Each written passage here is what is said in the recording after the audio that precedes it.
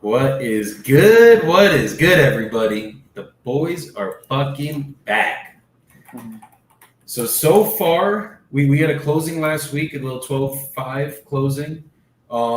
We have Ross had a closing yesterday, the smallest closing of his life, which means the biggest closing of his life is on the way. So he closed $1,000 deal, 12,500, and we closed 27 grand a week ago. So total closed and funded, we have 40,500 closed and funded. Total assignments, Ross got a banger assigned last week, 33 grand. Jordan got a 20K one assigned last week. We got a 10K one assigned last week. So total assigned, we're at $114,000. So damn, it's a lot of doll hairs.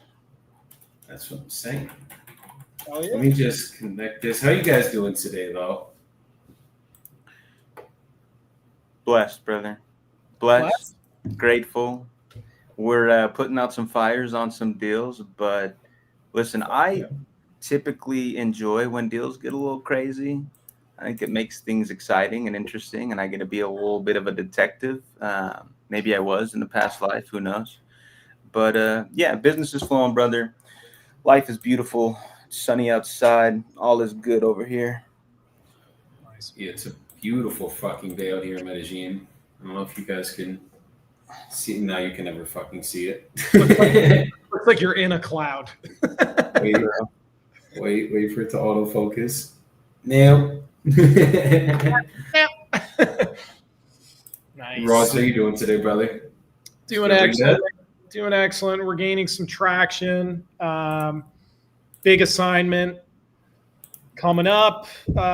When you get those like 30 plus K bangers, it brings back a lot of hope when your hope kind of goes down at times. When you have those like shitty deals, like that one in Mississippi, and it ended up being $1,000, and it was with the worst seller too. So you had the double whammy. So that was a joint venture. I never would have signed up for that in my right mind, but we got to learn Mississippi, and it is an interesting area for sure. But at the end of the day, we got it done. It's proof of concept, and then you could take all those learnings and apply them to future deals. You're either going to win or you're going to learn. It's exactly what we're doing. I'm excited for that, and got some traction on these novations. Some of them might be 40K, 35K bangers themselves. They just take a little bit longer. They're kind of like fine wine, but we're attacking from both ends, both wholesale and novation, and between working with you guys and just everybody just feeding off each other's energy and creative problem solving, offering help to one another, we've created a little bit of a freaking powerhouse, and you can feel the forward momentum going for sure. It's in full effect at this time. Let's get it. So Mahab said, "Hi, bro. What are you doing? I am not understanding." So what we're doing is we are wholesaling real estate. That is the business that we're in. So we are basically looking for distressed sellers. We're making calls to them. They have expressed interest in selling their houses. So we are basically just following up with them, getting them on the phone, getting them offers, getting them to sign contracts with us, and then assigning those contracts for profits with our investors. That is what we're doing in a nutshell. And I'm in beautiful Medellin, Colombia. Jordan is in Utah, and Ross is in Arizona. So we're doing this literally from across the world. And so can you do this from across the world, as long as you got a phone, a laptop, and some fucking Wi-Fi. And our community coaching as well. And so, yeah, sales skills help. They help. Sales skills definitely help. You know, if you can't talk on the phones, you can't speak, then not going to be the most productive use of your time. But if you have the right sales process, you got the right people around you, right support, then this business can be done from anywhere in the world. All right, let me call this seller. He wants to know what we would be offering him. See if we can't make that happen for him. Let's do it.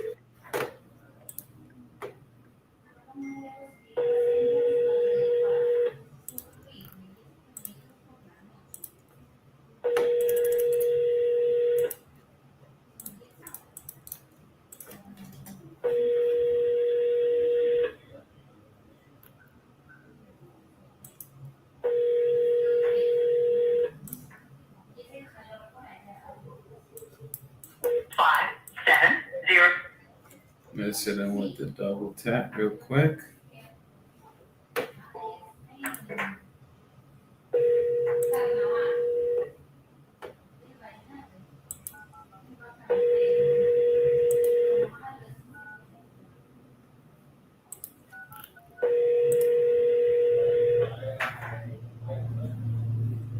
And those of you guys in the chat watching in, let us know where you guys are watching in from.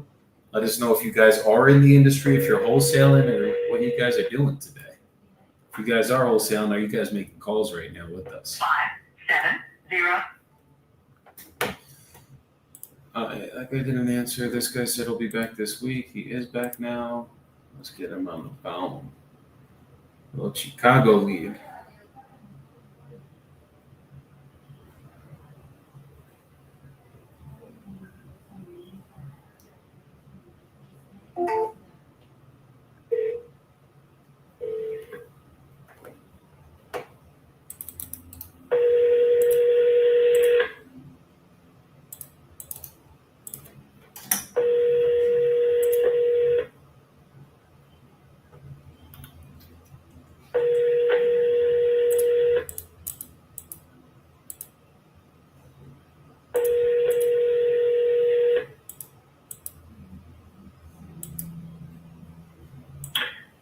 Hello, you reached Jim. I'm not available to take your call right now. It's looking like a double tap kind of day, y'all.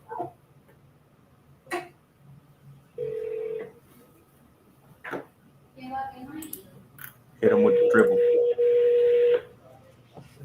Hello, this is Jim. Hey, Jim, this is Joey. I believe that you were texting with either me or my assistant about your property in Chicago. Yeah. Could you give me 5 minutes? I'm on the other line with a gas company. Yeah, Okay. absolutely. Thank you. No problem.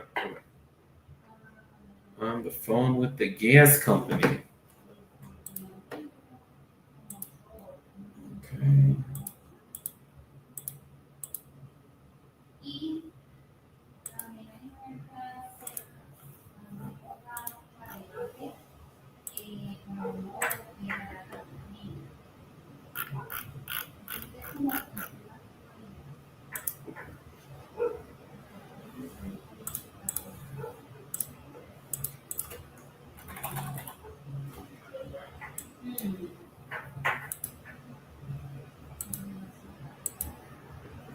Sorry, about to call this seller who has 3 properties for me in Detroit, but just got an update on our mess in Indianapolis. I'm just going to respond to the team real quick. Can we hear? Yeah, so the seller finally texted back. She woke up and said she doesn't know anything about the sale a couple of weeks ago. She said the house is in her name and she didn't sell it. So she said, let me get back with you, please. We might need to save a seller. Yeah. I think there's some fraudulent activity going on with somebody trying to steal this property from under her. And I'm excited about that because I like to hop in, and it's just like we get to protect somebody when somebody's trying to do something illegal. We get to help them out and get them some money at the same time. So should be fun. We'll update throughout the day. John Dell, good morning, brother. Let's go. I mean, that's kind of why we signed up for this business, Jordan. No, 100%. And I feel like a lot of people forget that. And it's just like assignment fee, assignment fee, assignment fee. It's like, dude, in the 5 years that I've been doing this, we have for real saved some sellers from some ugly situations, man. One guy tried to straight up fraudulently recorded a whole deed, took ownership of a property that we had assigned. We ended up coming in, figuring it out, and it got returned to the original seller. And we didn't get paid. She got her property back, and we felt good about it. So it doesn't happen often. That's what's up. There's so many ways that we can creatively add value, and it is really situational based, and everybody's got a different story. Some of them have sob stories, and typically not a lot of realtors really get too involved in this kind of stuff. Wholesalers get involved in the real nitty gritty, like rough situations. Like a lot of these people are at a really low point in their life, or maybe even the worst point in their life, and we got to bring them back up to a high frequency by helping them out. Like for instance, this guy in Florida, this past week. I mean, his electric was about to get shut off. He had no money for basic groceries. He didn't even have enough money to get moving boxes to put his stuff in. Yeah. So we took care of all that for him, fronted that, wrote up an addendum. Basically, a reimbursement comes out of his proceeds at closing for all the fronted monies. So it's basically kind of like monopoly money when we are doing this. But when I got the phone call a couple days later, when we had everything taken care of and his electric wasn't shut off, these people remember this shit forever. Like they're so grateful, and it's very moving and touching to these people because they're either too embarrassed to even ask their own family, or they don't talk to anybody or have any of the resources to do it whatsoever, and they've kind of given up in a way. So we can add value to their lives, and the gesture sometimes matters more than the money. No, that's a big fact, brother. That's 100%. And the crazy thing, in my morning meeting with my team today, we were discussing this deal and everything that's going on, and somebody on my team was like, "Hey, man, honestly, is it even worth it to figure this out, or should we just move on to the next deal?" And I liked that question because it's a fair question. I feel like there's a lot of people who are wholesaling that would probably see the mess that's going on right now and be like, "Nah, I'm not touching this with a 10-foot pole. I'm out." Mm-hmm. But my response to that question was, listen, man, this is our place in the industry. This is what we do. We are the problem solvers. We clean up the messes so that we can provide a clear title and a good property for an end buyer to make an investment, and then we take care of the seller at the same time. I said, honestly, I personally love doing deals like this because, yeah, it gets messy, might be a little stressful at times, but at the end of the day, I'm solving a real problem for a real human being on the other end of this line. You know, it's a real person whose life we're impacting, and that means more to me sometimes than cash and check. Like you're saying, sometimes they're in a rut. They don't have resources. They have no family. There are no friends. They don't have a job. They can't afford groceries, and we can come in, clean up the mess, take care of them. And then for that, we get good karma, A. We get an assignment fee when we flip it for solving their problem, B. And now we get to create a good relationship with the seller as a human and the buyer as a wholesaler, who will come back to us for more deals because they're like, yeah, this was a mess and you cleaned it up. I feel confident that whenever you send me a deal, it's going to be a good deal. So I think it's imperative that we keep in mind that we're dealing with humans and that we can be incredibly impactful to their story and what they've got going on in their life right now. For sure. And a lot of, with the future of wholesaling, there is a lot of uncertainty of like where it's going to go or the legalities of it. And it might be a high barrier to entry down the line where not everybody can just jump into it. Where you are going to have to close on these properties and then potentially resell them with, everything being a double closing or what have you. But regardless, we are absolutely needed in this industry because being the middleman, buyers don't want to deal with this shit at all. No, they will not. Yeah, they're very logical people. They're numbers oriented. They're action driven. They just want to come in, clean the shit out, blow out the walls, put X, Y, and Z in, paint, photos, put it up, call it a day. Like they're very just action based. They're not necessarily the most people based. They're task oriented and numbers oriented people. And this is a very people involved industry. So you've got to be good with people, and they're going to throw you some shit. Yeah. And we got it live in real time. We're like, all right, we're hearing their whole life story. So they're going to go off the beaten path a little bit. We got to respect that to understand where they're coming from and why. But then in real time, we got to, like, light bulbs need to go off in our heads. How can we solve this? How? Not we can't. How can we solve this? We got to constantly be asking ourselves that as we're on this call, while comping, while doing other crazy shit. There's a lot going on in the background on our end. And it's a skill that takes years to acquire. But once we have this skill, there ain't no turning back. That's It really is. Absolute facts, bro. For sure. fun, isn't it? It's interesting. It's never boring. Is this Richard? Who's this? This is Joey. I was calling about your property in Bowden. Okay, Joe, go ahead. Yeah, are you looking to sell it, the one on North Highway 100? Depends on price. Okay, I mean, do you have a price you're looking to get? What are you offering? I got to know more about the house to get you an accurate offer. But I mean, do you have an asking price, something that like ballpark range you're looking to get for it? I put on the market, but you know what you're looking at? Yeah, it's a 3-bed, 2-bath, 1,400 square foot single family home, correct? Right. Okay, I see Zillow has it around 333. Obviously, they don't know the condition, but I guess is that something in the range of what you'd be looking to get for it? Probably close to 400, something like that. Okay, I mean, would you sell it for what it's worth in its current condition? Or is it kind of only like if you got more than it's worth, then you would sell it, obviously? Well, it's worth what the value it is for the house and property. Okay, so the county appraised it at 400, you're saying? I don't know if I haven't seen what the county appraised it. You asked me if you would have bought it, if I'll sell it for what the county has tax on it, probably not. It's worth more than that. Got it. No, I'm kind of asking, like, would you sell for what it's worth in the condition it's in right now? Like, if we took it as is, would you be able to sell it for what it's worth in that condition? If it meets the price that I'm willing to accept, yes. Okay. But I'm Okay. not willing to give it away. It doesn't need a whole lot. Understood. Have you like recently updated it or something? Say that again, please. Have you recently updated it or something? Not recently, no, but it's been updated. Okay. Okay. Wait, could you bear with me for 2 seconds? I'm sorry. I just got to take this call. Go ahead. Okay. Thank you, brother. Give me 2 seconds.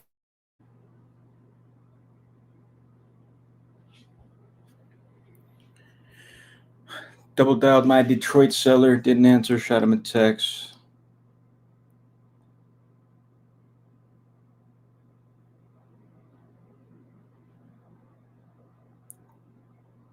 Should I triple dial him? I bet.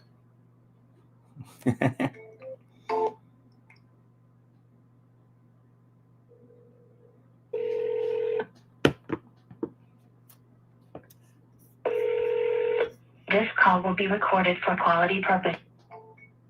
Oh, he's there. He don't want to talk. He don't want to get closed.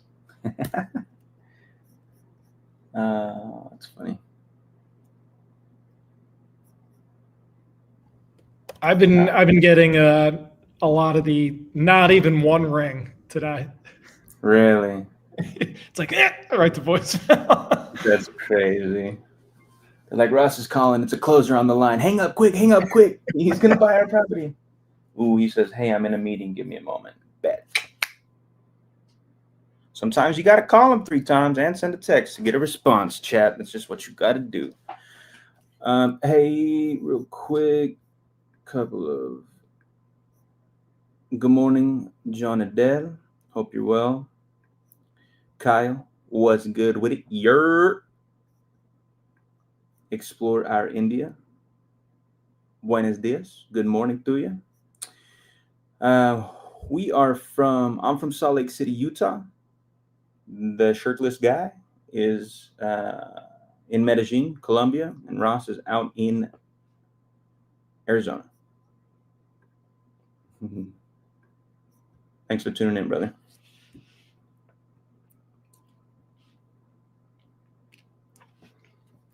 All right.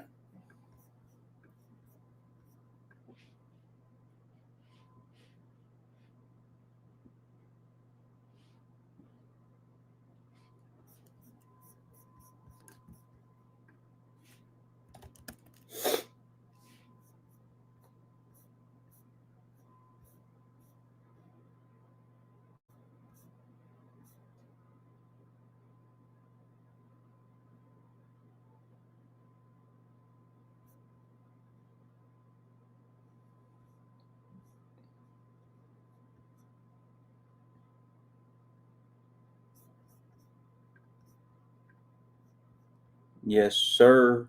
We'll get something for you today, John Adele. I love to hear it, man. That's actually amazing. You're aspiring, which I feel like means you are learning, studying, watching. Keep it up, man. Don't stop and get some leads and make some calls. Take some action. Don't let analysis paralysis keep you on the sidelines. If you don't know what you're doing quite yet, you will learn through application. And if you need an awesome community and some coaching help, we got you on that. If you want to reach out to any of us on Instagram, Facebook, we'd be happy to talk to you more about it, see if we can get you involved.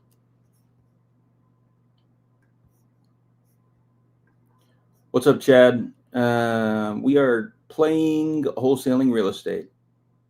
Coming at you live. Yes, sir. Hope you're doing well, man. Sorry, I'm waiting for a $2,600 fucking return to come back to my card. And You are all good, brother. the hotel completely fucked it up. So they just called and I was like, let me fucking take this and not keep fucking around. I've been waiting weeks for my money. All good, all good, all good.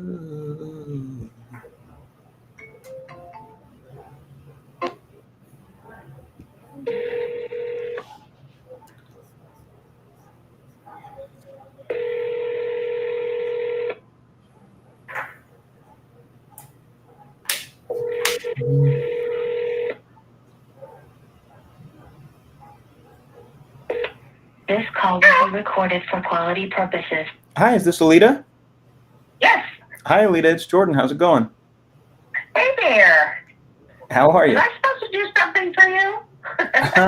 No. You weren't supposed to do anything for me. I just, Okay. I have an offer for you for 3 of your properties that you sent me that I never got the opportunity to present for you. We have. Hang on. 1 second. Hang on. Yeah. Okay. No Oh, worries. never mind. She hung up. It's okay. Okay. Okay. So You have an offer? I like your offers. Yes, ma'am. I got an offer for you for Denison Ave, Parkview, and Grantwood. Interesting. My 3 problem children. Okay. Yes, ma'am. I remember we talked at some length about these, and I kind of understand where you're at and where you need to be. And I am not at all far away from where you'd like to be. So I just wanted to call and see if we could make something happen here on this for you. Deal. Let's see what you got. Okay, so just to run through quickly for Denison Ave, we are coming in with an all-cash offer as is at $120K. Parkview, we're coming in all-cash offer at $80,000, and then for Grantwood, we are coming in with an all-cash offer at $110,000. Grant.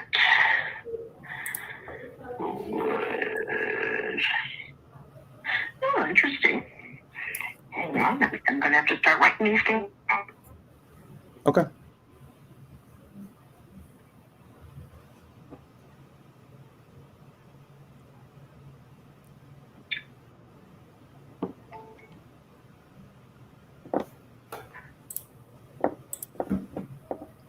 That bad?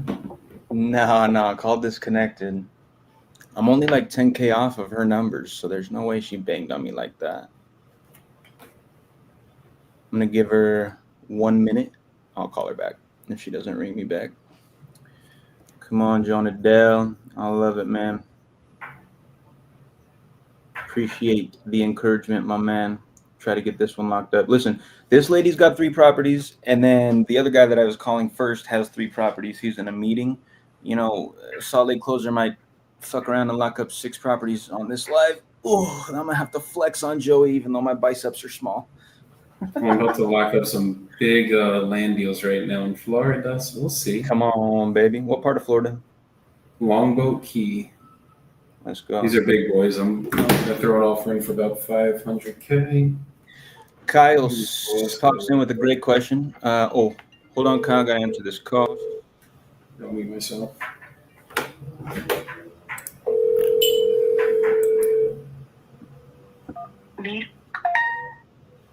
Hello, this is Jordan.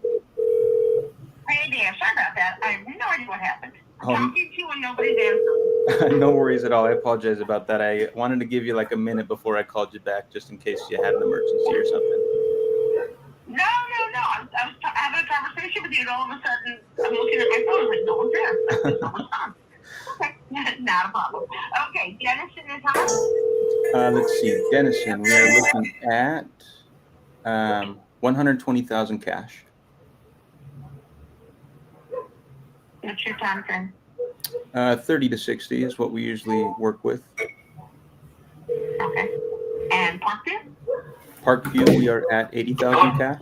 Hey, sorry about that, Richard. No problem.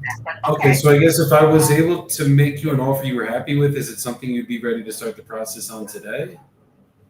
Not today, but I'm kind of pretty well committed for the day. But tell me what your thinking process is. So basically, the way that we work, I would just need to ask you some questions about the property, then I'd get you an offer on the call. If you were good with that offer, I'd send you over a purchase agreement. We go over everything together.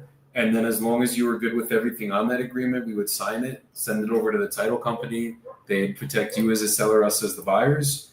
And then we would just pick a closing date of your choosing to receive the money, and title would send that via wire transfer certified check. So we could kind of close at your time frame. Well, see what you got to offer. Okay. Are you the only one on the deed as well? Am I the one on the deed? Yes. I think my wife may be on it too. Okay, and obviously, would she have to be here for a call like this then? No. Okay, is she around by chance? No, she's not right now. Okay, is there a time maybe we could just get on the call, the three of us, when you have some time to talk, and then just basically get you guys an offer, and if it works, and we can get everything going? I'm not playing games partner with this. She's not available. I make the decisions on it, and I'm the one who bought it. And it's in both our names for legal purposes. And Okay. if that's a problem with you, then we'll just pass on it. You can go shopping until the county courthouse. No, I mean, it's not a problem with me. If you're the one that makes the decisions, then you're the one I want to be speaking with. Do you make the decisions on what you do, or does your wife have to help you make the decisions It depends on what we're talking about. on your investments? Oh, no. She will never run my investment decisions. I got you. She's in the business, but she does the admin stuff.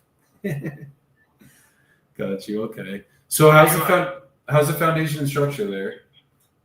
It's on block foundation, got a full basement, unfinished. Okay, block foundation, full basement, unfinished. Okay. No cracks or anything going on that end? No leaks, no problems. Beautiful. How was the roof? It's good, doesn't leak. Probably 12, 13 years old, something like that. Okay, so might need to be replaced soon, but probably still has some life on it. Well, if it's a 30-year roof, it should have long enough to live for you to flip it. Okay. It's a 3-bed, 2-bath, correct? Correct. Okay. Brick house. Brick house, yeah, I'm seeing that. And then it was built in 1960? I think something like that. Was the electrical ever rewired since then, do you know? It's been reworked, but it hasn't been fully rewired. Okay, so the wiring's original, but the, they updated the fuse box? Box has been updated, correct. Like pistol wire.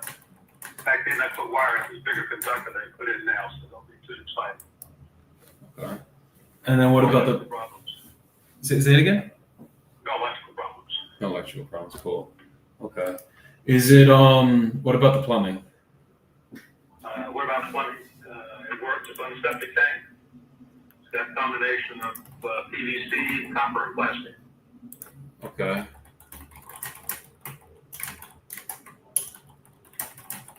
When was that updated, the plumbing?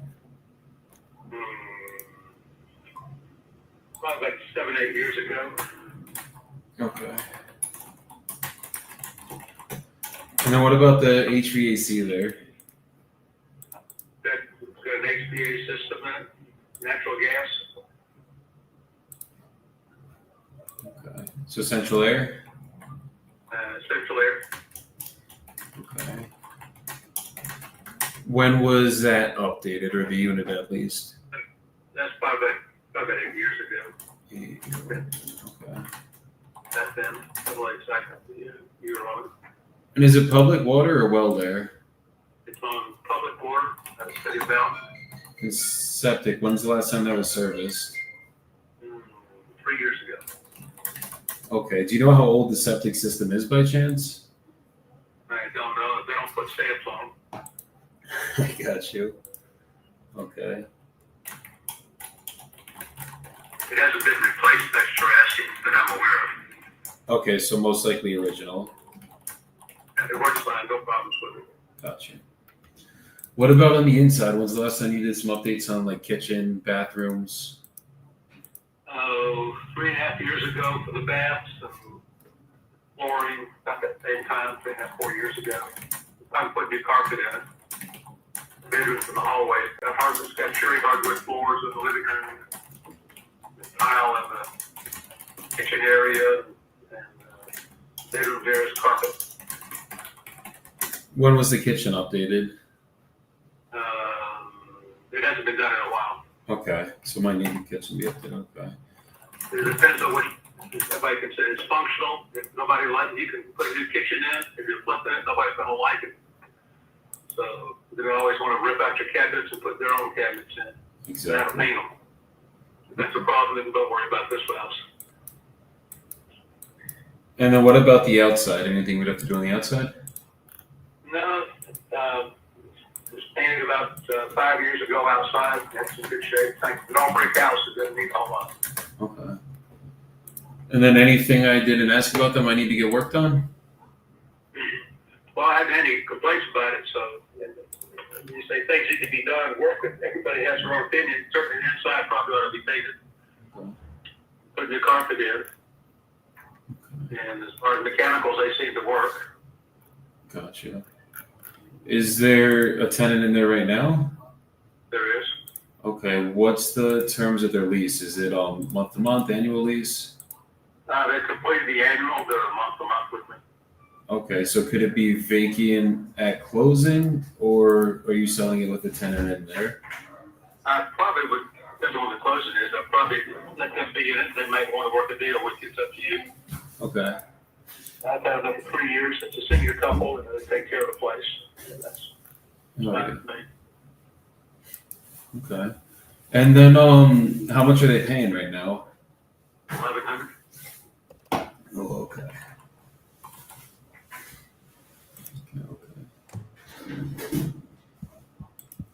And you said they've been good tenants, taking care of the place, no issues ever with them? Right, and they take all the maintenance on it, take care of the grounds on it. It's got a lot of land, so they take care of all the maintenance, the grass cutting and all that. Cool. Okay. The house has got a lot of land, you probably realize that. Yeah, no, I'm seeing that right now. Oh wow, 25 acres. Cool. Is it all wooded acreage there? Not all, about 20 acres of it's wooded. It's been cleared once, but it's grown back. Is there a lot of frontage with it though? There is. Okay. Got a quarter mile highway frontage on Highway 100. So it goes all the way down to the left if I'm facing the front of the house? Yeah, it goes, if it's a quarter mile cross, about 1,000 feet, something like that. It's where there's like a little fence and then a dirt road with another address on it. That's where it ends? Goes down to there, right. And it goes back about the same distance, about 1,000 feet, maybe 1,200 feet back. Same thing in the back, it's almost a rectangular. Okay.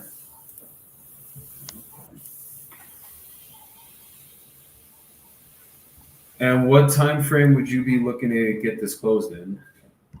I wouldn't do it till after the first of the year to next year. Okay. Yeah, usually we can close, just depending on the deal, about 30 to 60 days. I'm not gonna pay the taxes this year. You're not going to pay the taxes for this year? I'm not gonna take the capital hit on the taxes this year. Oh, sorry. I thought you were talking about property taxes. You know, you don't want to pay the capital gains this year. That makes sense. Yeah, it's almost the end of the year too, so we could We could wait till next year. That's never an issue with us. It actually gives us more time to get everything squared away to get this closed for you, anyways. In Georgia, I think they would give another get a 10 60-day notice.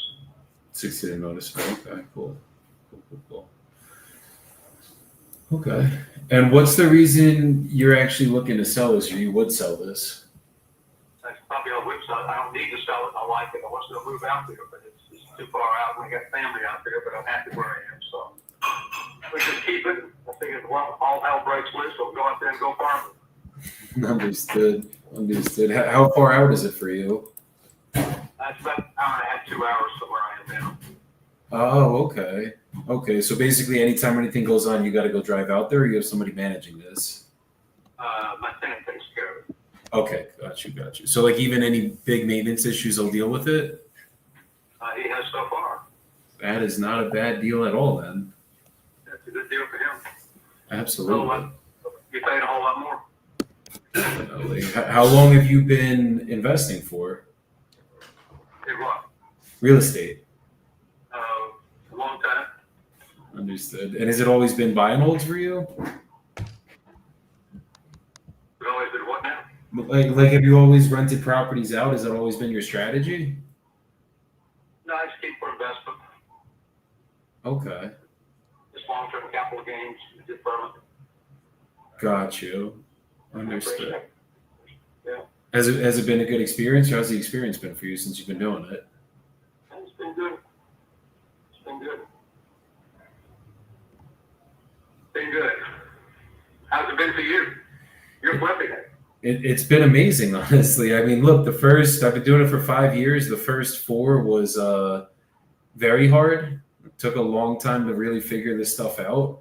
But now that I've been doing it 5 years now, they say usually 5 years is like that mark where you start really getting the business figured out, making the good money, and it's definitely come true for me in the 5th year. So it's been a really good experience so far. Just you got to stick with it. That's really what it is. A lot of people quit in the first 2, and that's why they never get to the wealth they're trying to build. Right. Yeah, it's just all systems and processes, obviously. Right. Yes, sir. So give me a minute. I'm gonna go run some numbers really quick. I'll see exactly where I could be for a cash offer, and I will be right back with you. Well, just give me a call back when you get a minute. I got things to do. Okay, you can just give me 1 minute. I'd rather you go take your time and then give me a call back, okay? Everyone's just hang on the phone.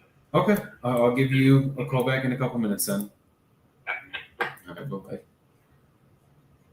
This guy's very. So just a little. You think I should have pushed just one a little last piece time? of advice. Definitely got to push 1 or 2 more times to keep him on the phone there. I did push one. No, that guy had his mind. I wouldn't even have pushed 1. That guy had his mind so made up before that. Yeah, I know. Listen, I just had to say that because if that were me and Joey was listening to that, he absolutely would have said that. So I just had to say it. I only critique when there's things that need critiquing. That's a fact. Don't be uncoachable here, Jordan. Oh, no. I pushed another time. He could have. Wouldn't have hurt. I mean, I could have pushed one more time, but feeling that guy out, there is no pushing him. Like he was already. Are you good? You fixing that beard there? Yeah, bro. It's all wonky, dude.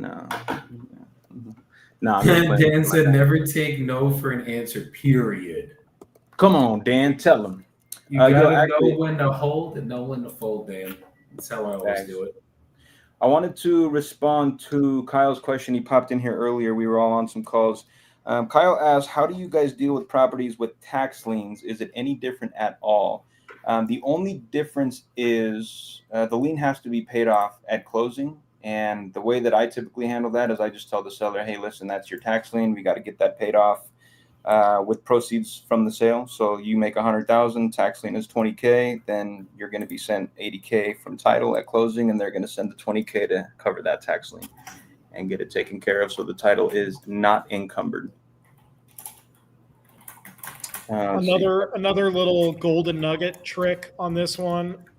I don't know if you guys probably have done this before, but you know when there is a tax lien and the seller is stressing out like crazy about the tax lien, if the deal is so discounted have you ever said, "Oh, don't worry, we'll take care of the tax lien, so you'll get this netted"?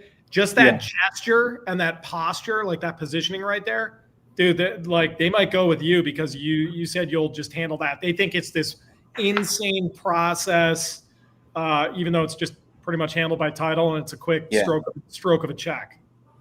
No, absolutely. I have done that.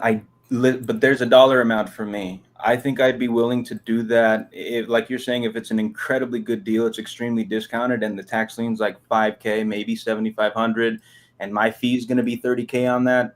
I'll eat it to make the seller happy and get the deal. But like if we're talking 10, 15, 20, 30K, that's all you, Mr. or Mrs. Seller.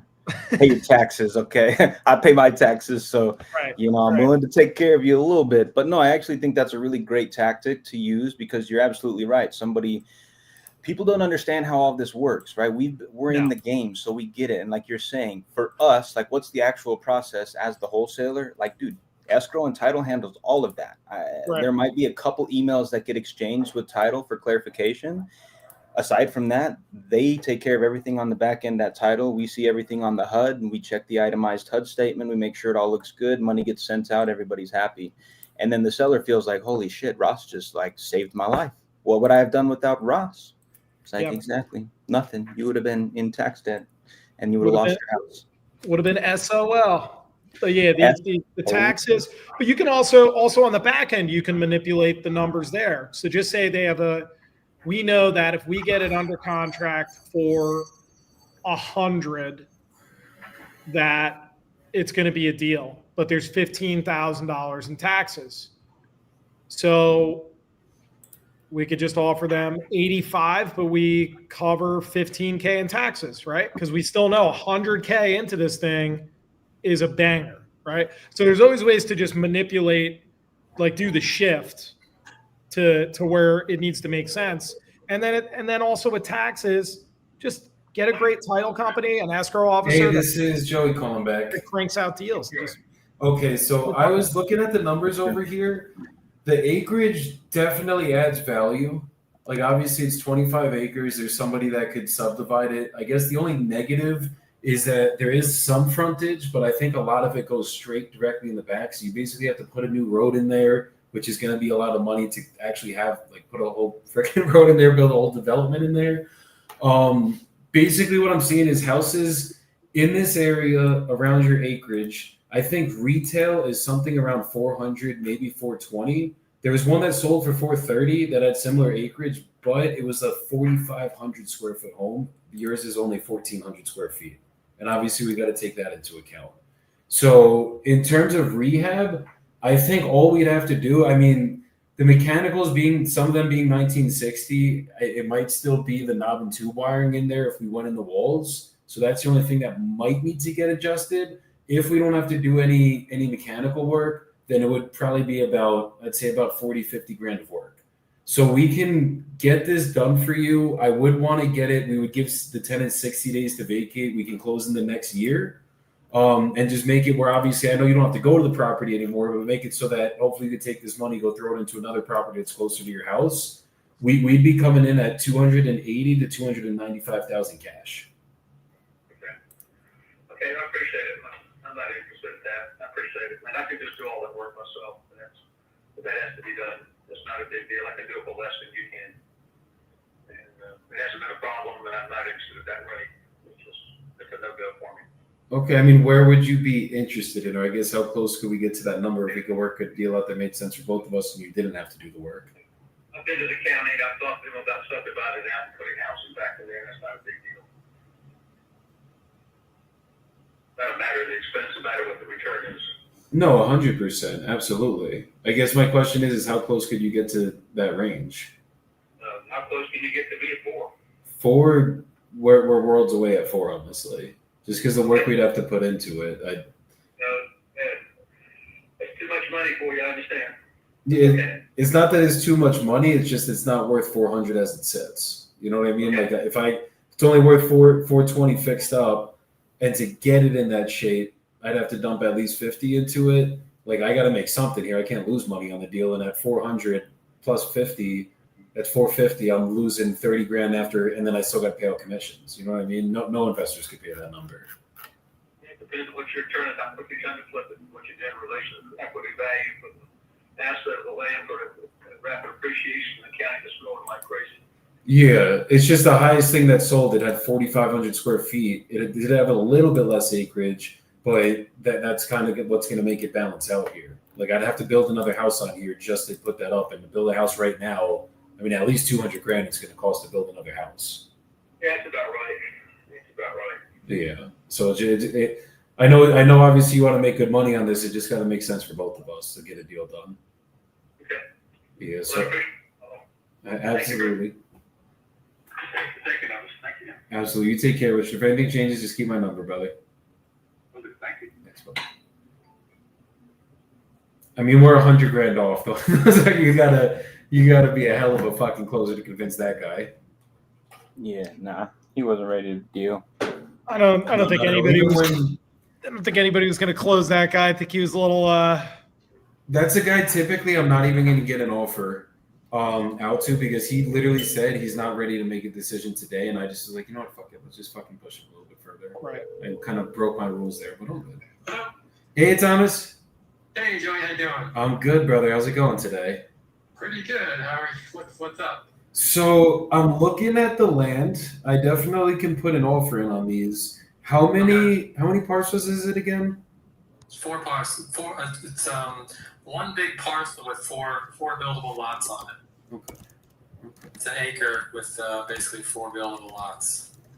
If I was willing to cover everything, like obviously we'll take care of closing costs, there's no commissions. Do you think he'd work a deal out 500 a lot? It's possible. Okay, could you put it in with him? Yeah, if you write it up, I'll get it to him. Okay, just send the contracts to you basically again? Yep, exactly. Let me write it up, and then do you think we could get him on a call to present it to him? Yeah, I wouldn't either tonight or tomorrow morning. Okay, and whatever happened with the Yeah, house? He sold it to a different buyer. That's cash. Hell yeah, so we got it done. Yeah, he got it done. I love that. Yeah. Okay, perfect. So yeah, let me know what time we can get on a call. I got to take this call that's coming in really quick, Okay. and let's see what we can work out. All right, thanks, man. Thanks, brother. We'll talk soon. Bye-bye. I can't believe he sold that house. He had like no time left on it, and somebody came in last minute. He probably fire sold it. He just wouldn't sign a contract with us back then. Rough. Timing is everything. Hey, Data. There you are. Hey. Sorry Hi. about that. I was on another call. I'm on the live right now. Oh, are ya? Okay. Yes. All right. So is he? Good deal. He's good to talk. No, he can only talk right now. So I figured I would get you on the phone. Yeah.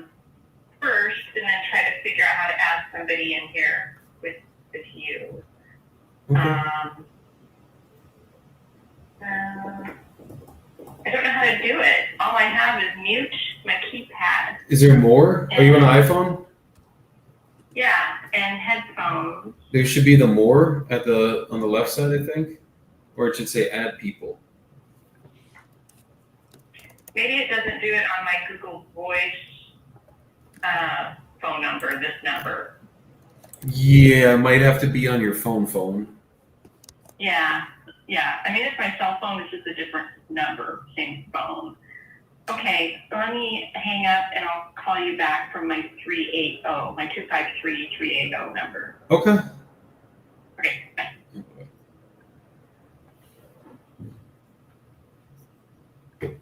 Dan said, just like jujitsu, there's a move for every situation.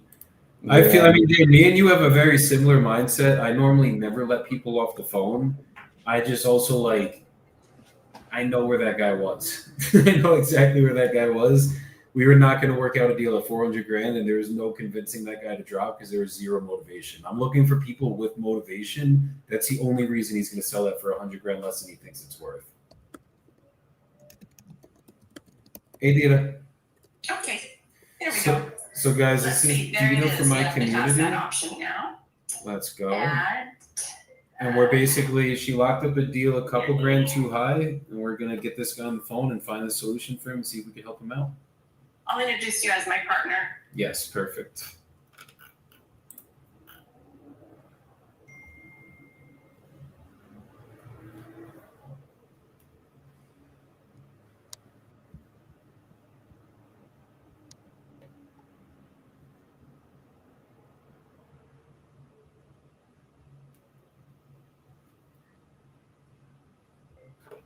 But yeah, Dan, me and you definitely have a similar mentality. I've just been doing this shit for 5 years, and I know when there's no motivation, it's gonna be hard to get a discounted deal on this guy. And I'm not about to just lock up a deal to lock it up. Y'all, did you hear that? Hey, is everybody here? No. You probably couldn't hear it. He did not pick up, and the mailbox was full. Try calling one more time. Double dial him. Okay.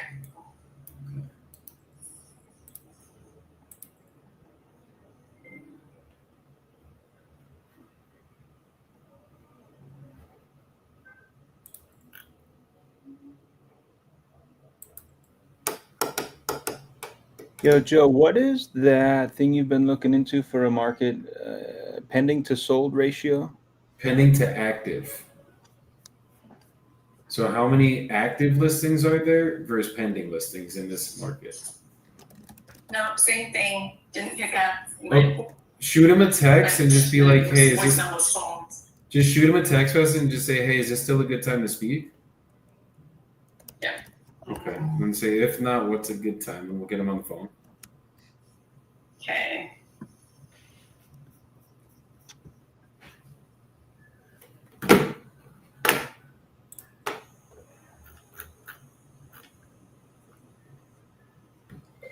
And that market was a 20% pending to active market. That was another reason why I was like, let me just fucking go low as shit right now, because it's just not. Those are the hard ones, bro.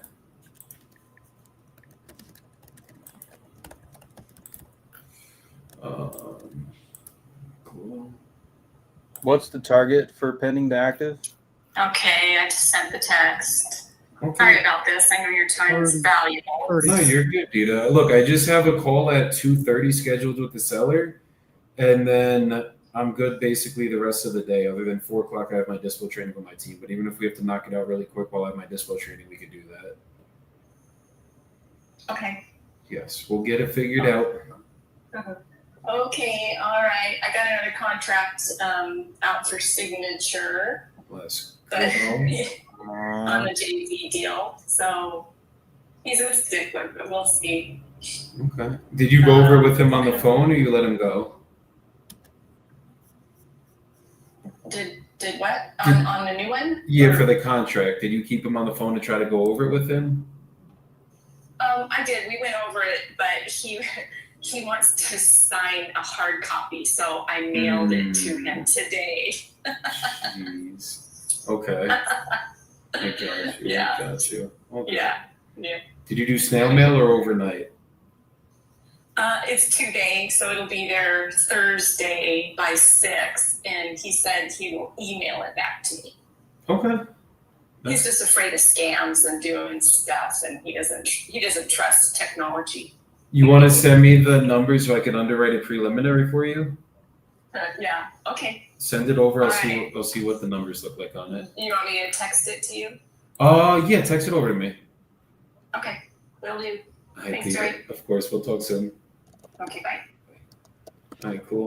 Let me call back this guy. I'm going to try to answer Kyle's question real quick here while you do that. Kyle says, I super appreciate you guys answering. So the title company handles everything? Yes. You guys don't deal with the title or funds at all? No, title handles all title work, and all of the funds sent into title, such as EMD and any funds for disbursement for closing, is all handled by title and escrow. And for out-of-state transactions, entirely remote. I've never been to the title company for any deal that we've closed in 5 years. And lately, what we've been doing, which I greatly prefer, is using virtual title companies who close in most states, and the transactions are handled completely electronically. All the signatures for closing documents and everything get sent to email from title.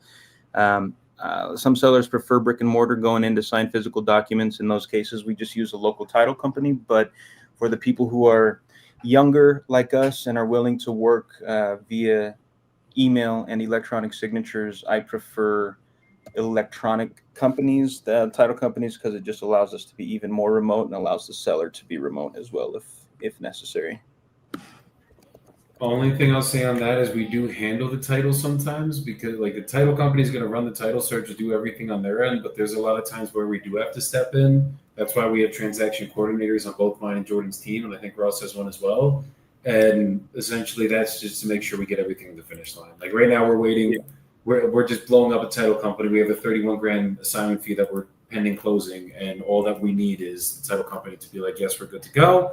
So hopefully today we have that good news. But it's like we were trying to call them yesterday, not answering, and sometimes you just got to push people. Yeah. So in those cases, title is still essentially taking care of everything, but we step in to kind of push them along and provide any assistance or help that they need to do their job better, more quickly, and more efficiently. And yeah, we both have great transaction coordinators, and Ross as well, who are familiar with stepping into that process and providing assistance whenever title needs it. That's it. Give me 30 seconds. Let me go use the little boy's room, and then little boy. Fucking contract. He's got to go take a sit pee. All right, so fuck you. For nice. I was hoping you would hear that.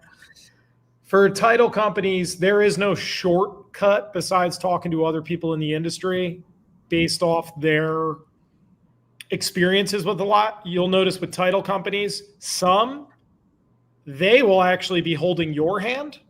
Others, yeah, you are literally doing their job for them and then some. And you're wondering, why am I paying you at the end of the day? We basically pay them to screw up, ask a bunch of dumb questions, and then make us do their job.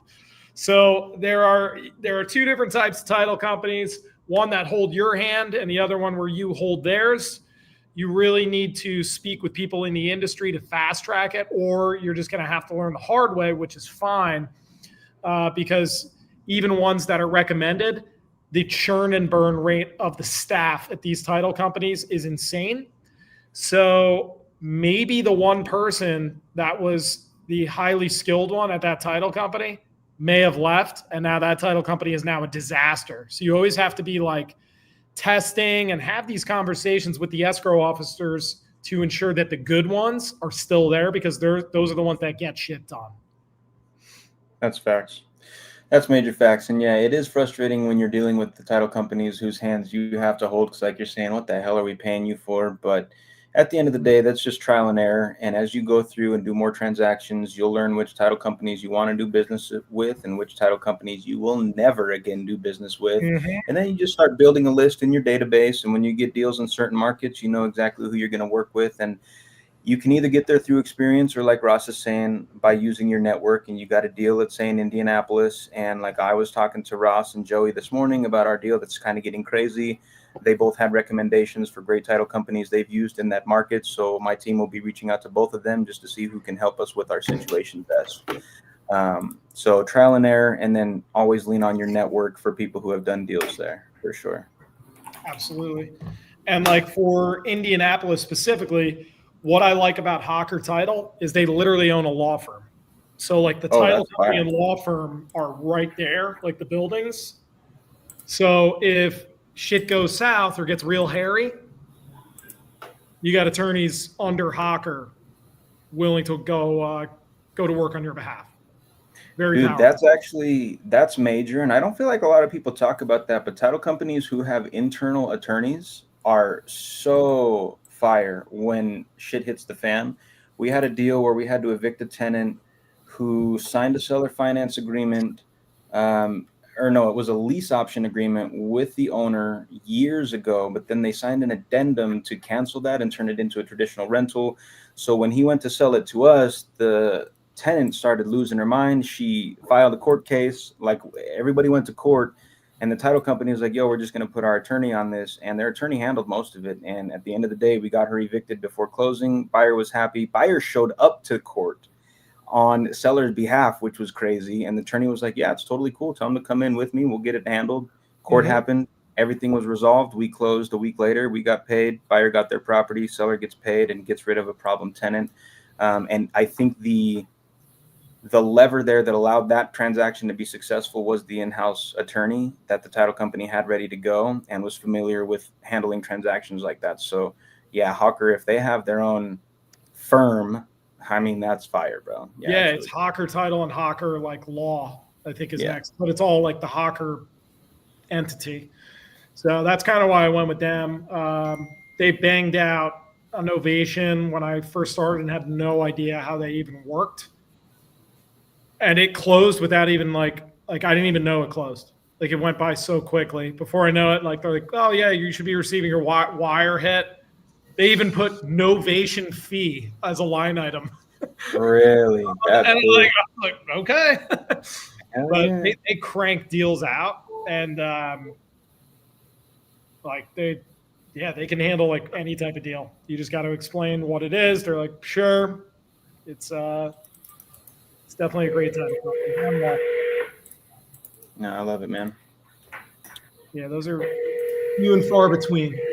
Rita's shouting out your fire hat, Ross. Yeah. Fly with Quicksilver today. And Rita says, yeah, we had a deal at the title company. Hey, what's going on up there in New Jersey? Hey Jay, it's Joey calling. How you doing today, brother? Yeah, we did all right. Things been going good? Good. I think I missed the text from you about a couple days ago now for the Oklahoma City lots you have. What? So you're still looking to sell those? Yeah, I ended up going in half with somebody on a lake lot out of Eufaula. Got a house on it, and I'm going to end up just refurbishing that house out there. So I'm not going to end up building on it and stuff, and I didn't have to really pay a whole lot for that out there, so I got a good enough deal that I'm not having to press for more than what I needed. Got it. So what are you? I guess where are you at now, price wise?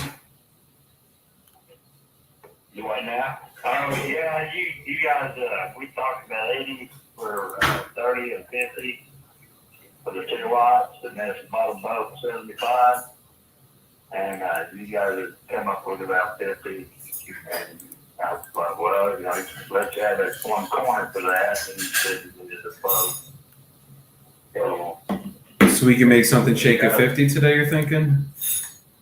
Well, I look at it is if I'm gonna come on cost about 25 grand, I'm gonna need at least my tithe money out of it. So if we go 55, 55, I'll put another 5 cents in there and be able to cover all my tithes and do my 50.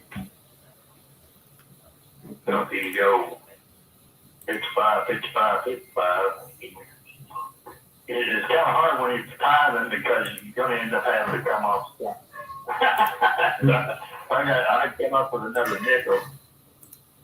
But anyway, if you guys could do about 56, that would cover it, or just all 5s across the board. How many lots was it again total? I know it's been some time since we last spoke. There's 2 lots in Turner's Den. There's 2 lots. One's 3,000 square feet, and the other one's 5,000 square feet. So together, they'd make 8,000 square feet. The one on the corner is 2 lots at 25 by 100. And the one across the top, they're already together. And the one across the top is the north 40 feet of lot 16, 17, or 17, 18, and 19. And you were looking at 80K for the package, right? Yeah, if you bought them both at the same time, I'd knock 5 off. So basically now you're saying 50, if I could do 56K for the whole package, it covers your tithing, then you're good to go? Yeah, I'd go ahead and let them go to you for that. So basically 20, I can't do math today, my brother, 25,500 a lot. Yeah, but the one is 2,000 square feet bigger than the other. Okay. So you're probably looking at about, I don't know, I was wanting $10 a square foot for it. And that would have been 80,000, 30,000 square feet. But if you just gonna go ahead and, I mean, I could make something out of that other lot if you just took the corner lot. No, I'd probably take. If we're gonna do it, I'd rather get both of them, honestly. Yeah, and if you could use them and make something out of it, come out ahead on it. But you know what it is the fund's really worth more than what I'm gonna let them go for. Yeah, I think you're kind of right on par if I'm being honest with you, because basically there's one that sold for 18K right down the street. That was actually a little bit bigger, and then everything else was averaging about 30 grand. Yeah. Well, the reason why I say that is the corner lot across the street, they put an 8-plex up. They got a spud gun on it and put an 8-plex up. So the opportunity to do the same on that is right there. Okay. How long would you give me to get these closed? It usually takes 30 to 60 for us to actually close it out. Is that enough time? Yeah. Yeah, if we can get it done before the end of the year, that'd be great.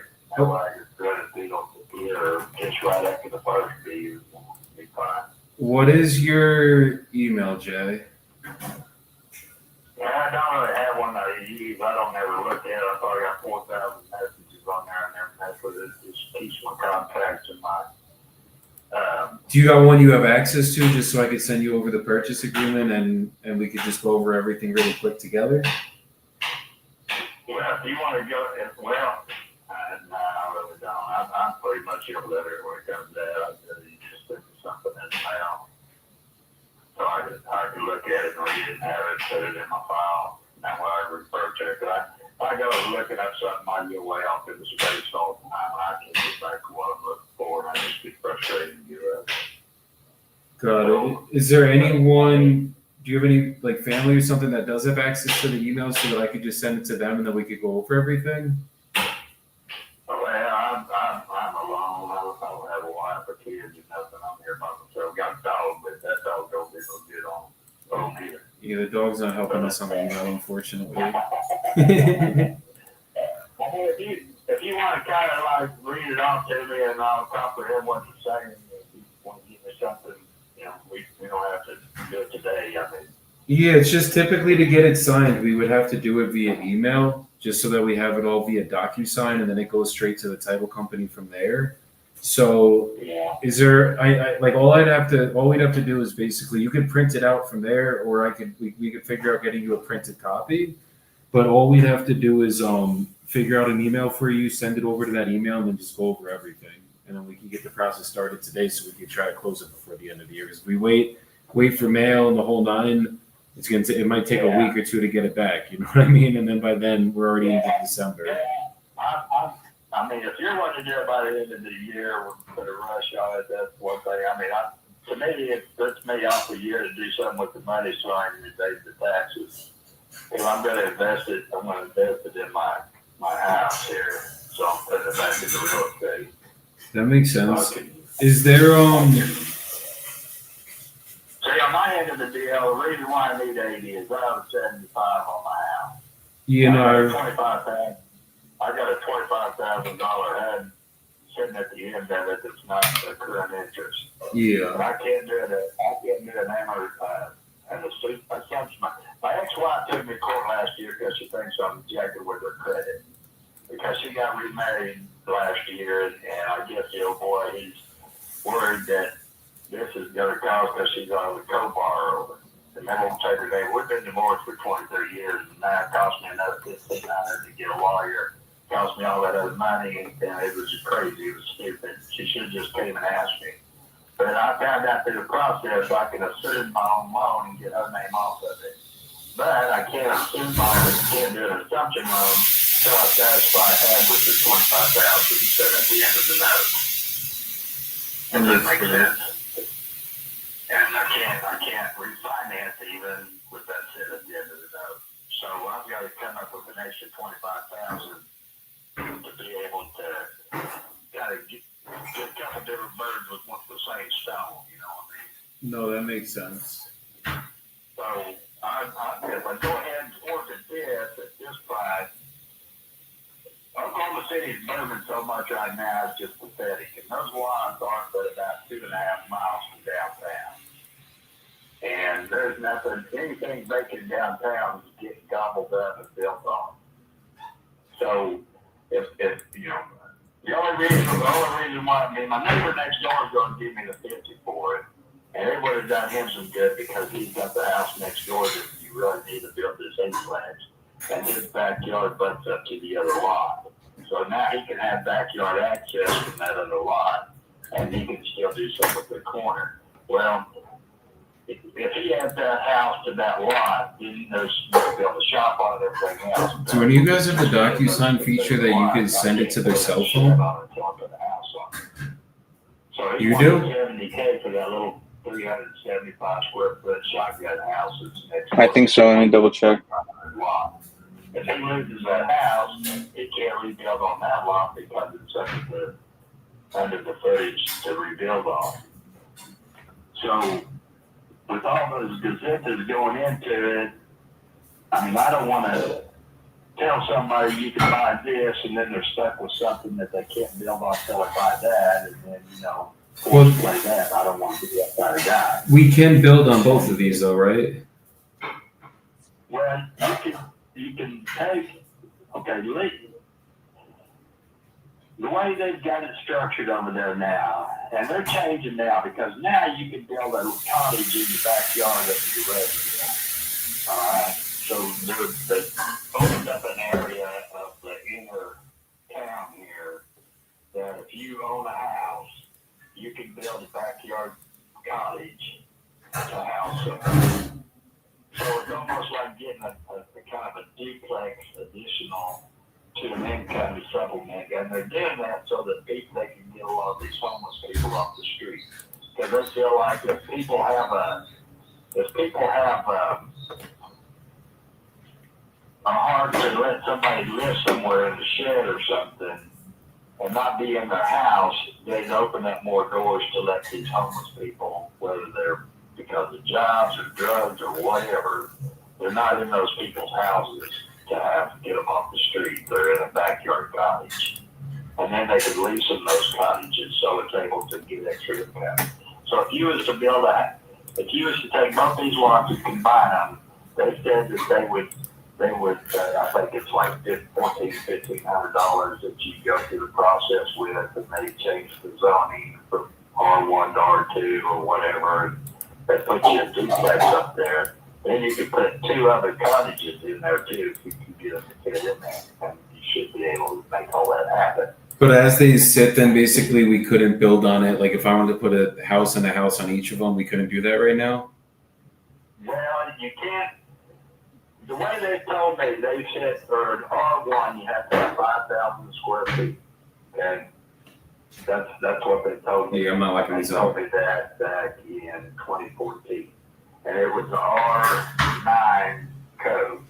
So 2009 residential code is what you have to build. Now I think it's an R15 code. So they brought it up to code to 2015. You know, which in my world, I didn't go do all the math and all that. I don't know. It's however far apart you got to have your electric plugs and how many plugs you got to go in each room and how big the closet has to be and how big the bedroom has to be. You know, all that fits in there are codes.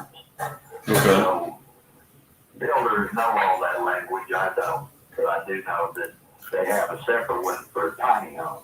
Well, let me And right now, go check with the town, and then I'm gonna give you a call back either today or tomorrow, as long as I can get a hold of them. Let me just make that call really quick, Jay, and then we'll touch base shortly here on this to see if we can figure this out. Call code, building code, and talk with them, permit, talk with them, find out what all you can do with that, and then you get back. Like you're gonna find that they're good. They told me I wanted to put like a little residential storage, a walk-up storage, not a drive-through. So if this place across the street has got an neglects, they can have access to storage units across the street. They said, well, the storage units will be able to be put in there. If you was somebody pushing it, then probably say, well, that's a great idea. You know, a walk-up storage unit, not a drive home with that particular stuff. Because those are going in left and right everywhere around here. I think anybody's got an acre or half acre or something that put in storage units, they can get them there. So, call the building zoning and talk to them and find out all your ins and outs. And then if you can do it, well, I'd really like to do the 60, but the 56 will do it if we, go ahead and move on. But I'm going to have something in the mail. I'm not going to do the email thing. So I got you. Take a little bit, No, a little bit longer. worst case, I'll have someone come out and meet you in person, but I'll figure out if we can do it. If it's not buildable, or if I'd have to combine them, then I don't even think I could do the 56. If I could basically build on each of them, then I definitely can. So let me go check that out, and then I'll circle back with you, Jay. All right, not a problem. All right, my brother. You have a great rest of your day. You take care. All right, God bless. God bless. Bye-bye. Dude, my wife's making something and it smells so fucking good. Sheesh. Is it steak? Nah, chicken today. I told her we gotta chill out on the steak. We've been eating fucking 4 meals a day steak, like going crazy. You're gonna turn into a cow, bro. No, literally. A bull. Come on. Well, I mean, a bull's a cow, isn't it? Yeah, it is. It is. A male cow. Oh, God.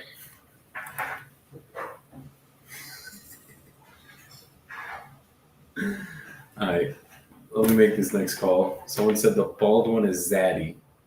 Oh, Jesus. Ross, you're fucking muted, buddy. Probably for the better.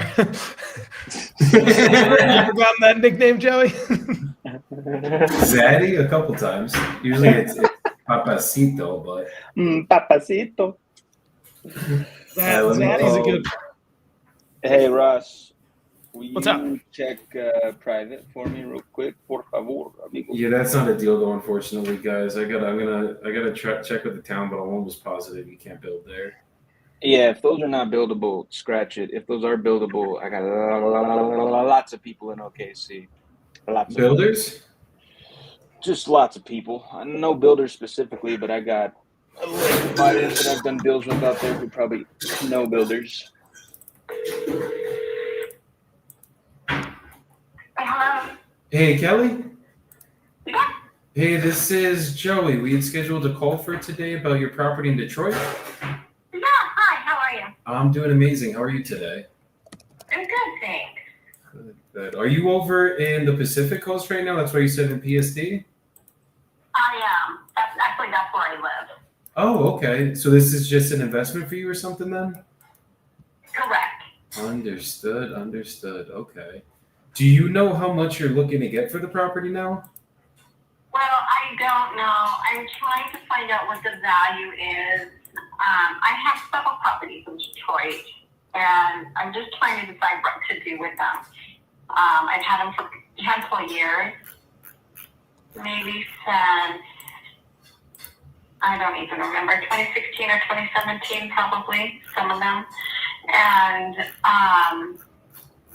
I can't decide if I want to keep them, if I want to sell them, 1031 exchange, move into something that's closer to where I live. I'm in Seattle, so something closer where I can manage myself. So we're inching towards retirement, so we're just trying to figure out what to do. Okay. This particular property, people have reached out to me about it, you included, and one of the other ones I keep getting regular calls on. And so I don't know if that's a sign, like it's just time to do something with them. I'm open, I guess. I don't know what the value is. We just had a tenant move out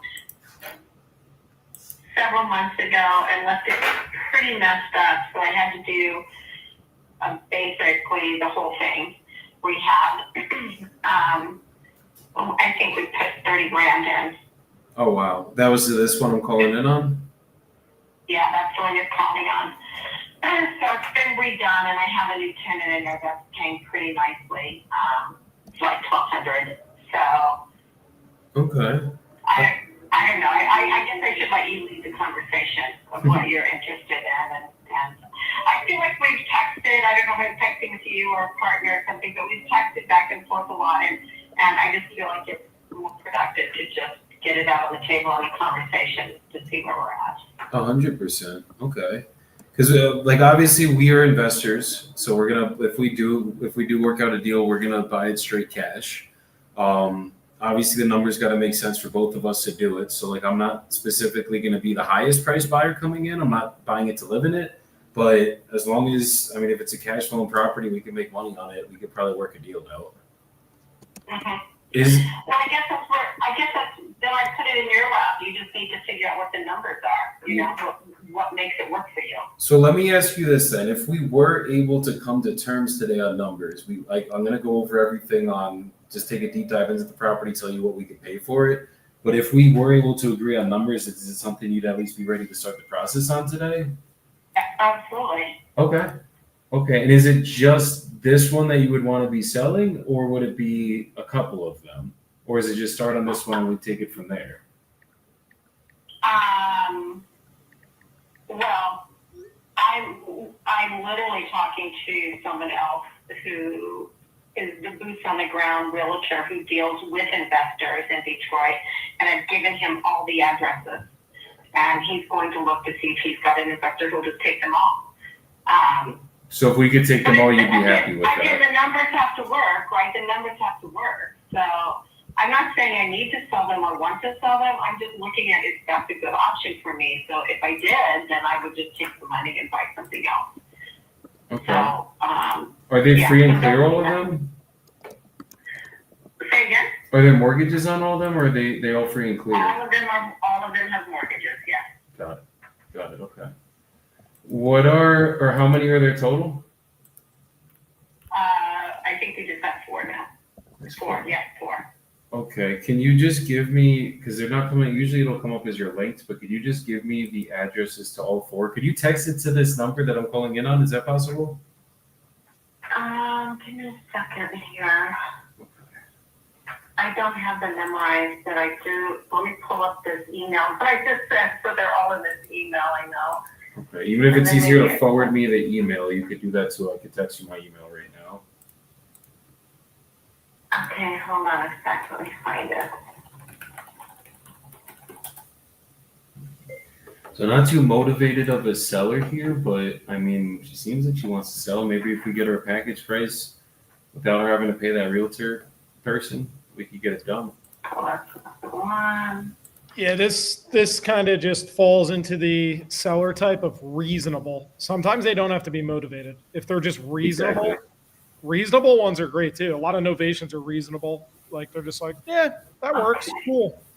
So, you could have something. Do you want us to underwrite anything? You want to send anything over? Yeah, I'll send it in the chat. I think I gotta be, this one cash comps, like on a quick look, 154, but then there's 62, 106, 77, 85, 70. So, it's probably worth about 110, 120 fixed up.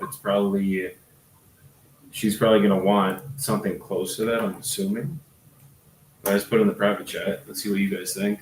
I'm thinking like 60, 70K if it's rented out for $1,100 a month. What's condition? Yeah, what a little more info? She just fixed it up. She literally just put 50 or 30K of work into these because the tenant destroyed it, and now it's rented out for $1,100 a month. And the first one you said it was $1,100 a month? Murray Hill is $1,200.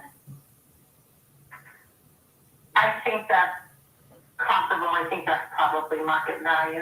Yes. It's coming your way. It's coming your way right now. Okay. That should be comparable.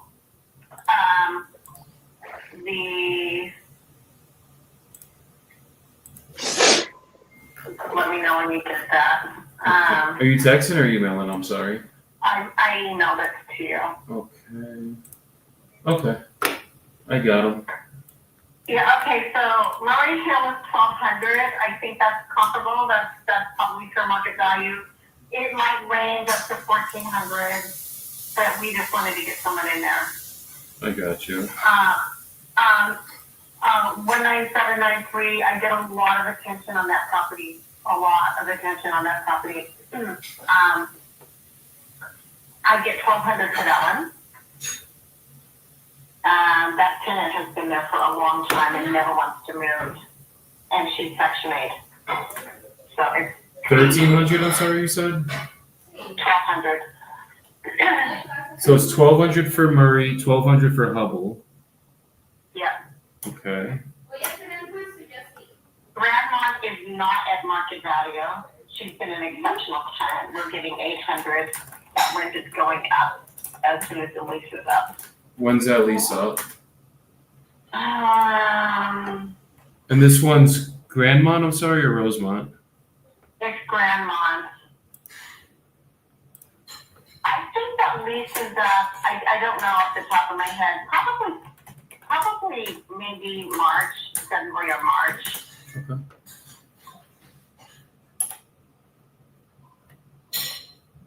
And Rosemont is undervalued also, but we just raised the rent to 800. I'm not super stoked, but here's the bottom line. I'm not super stoked with my property management team. I'm a property manager. I've been a realtor.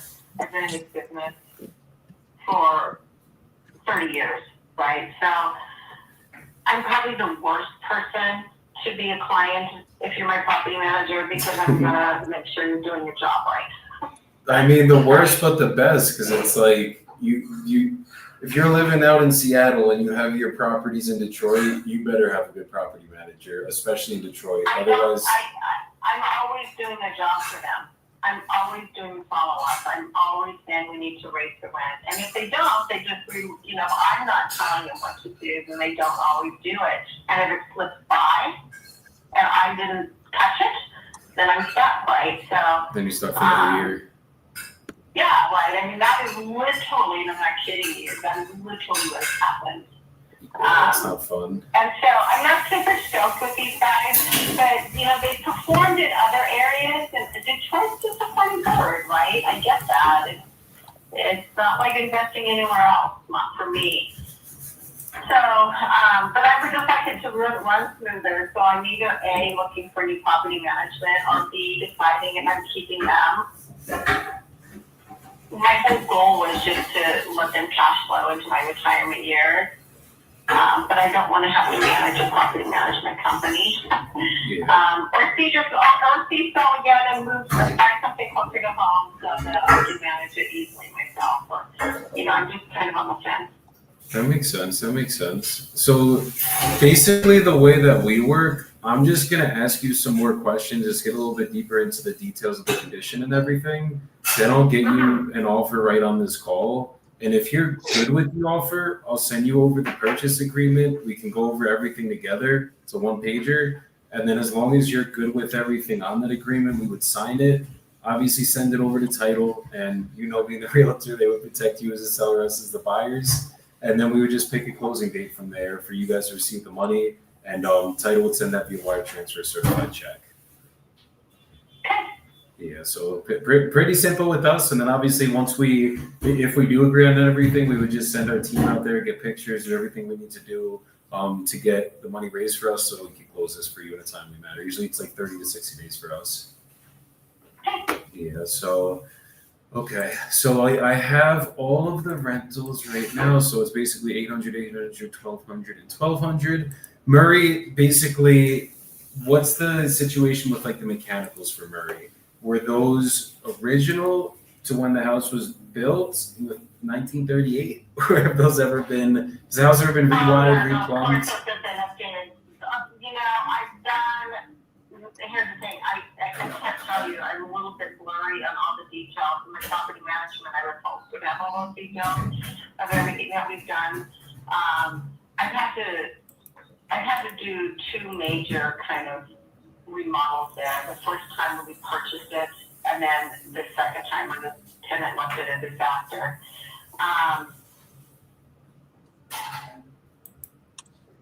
Okay. I can't tell you if it has a new roof, windows, if it has, I don't know. So age of the roof is unknown, but mechanicals, those were all updated when you just put the 30 grand in on that one, did they do any mechanical work as well? Or is that they just basically did like the sheetrock floors, kitchen? I I would literally have to pull it up and ask the property manager what it is. Because again, they're not straightforward and transparent. They can give you all you a whole bunch of shit, like this is what we get. And, but I don't have it clear in my head. I would literally have to ask. I don't know. Frankly, I don't know on any of these. Like, I know when I bought Grandma's and put a new roof on it, that one originally was, and Hubble, those are Section 8, so they have some specific requirements. It was put in like a new water heater in Hubble. I know some plumbing issues took place, some upgraded plumbing happened in Rosemont. But I can't answer that. I'm sorry. We'd have to do more due diligence on that. Okay. Well, if we can agree to terms on numbers, obviously we'll have time to do our due diligence on our end as well. Yeah, for sure. No issue on that end. In terms of the rents, are they? I guess just go one by one with me really quick. Do you know when the leases are up by chance?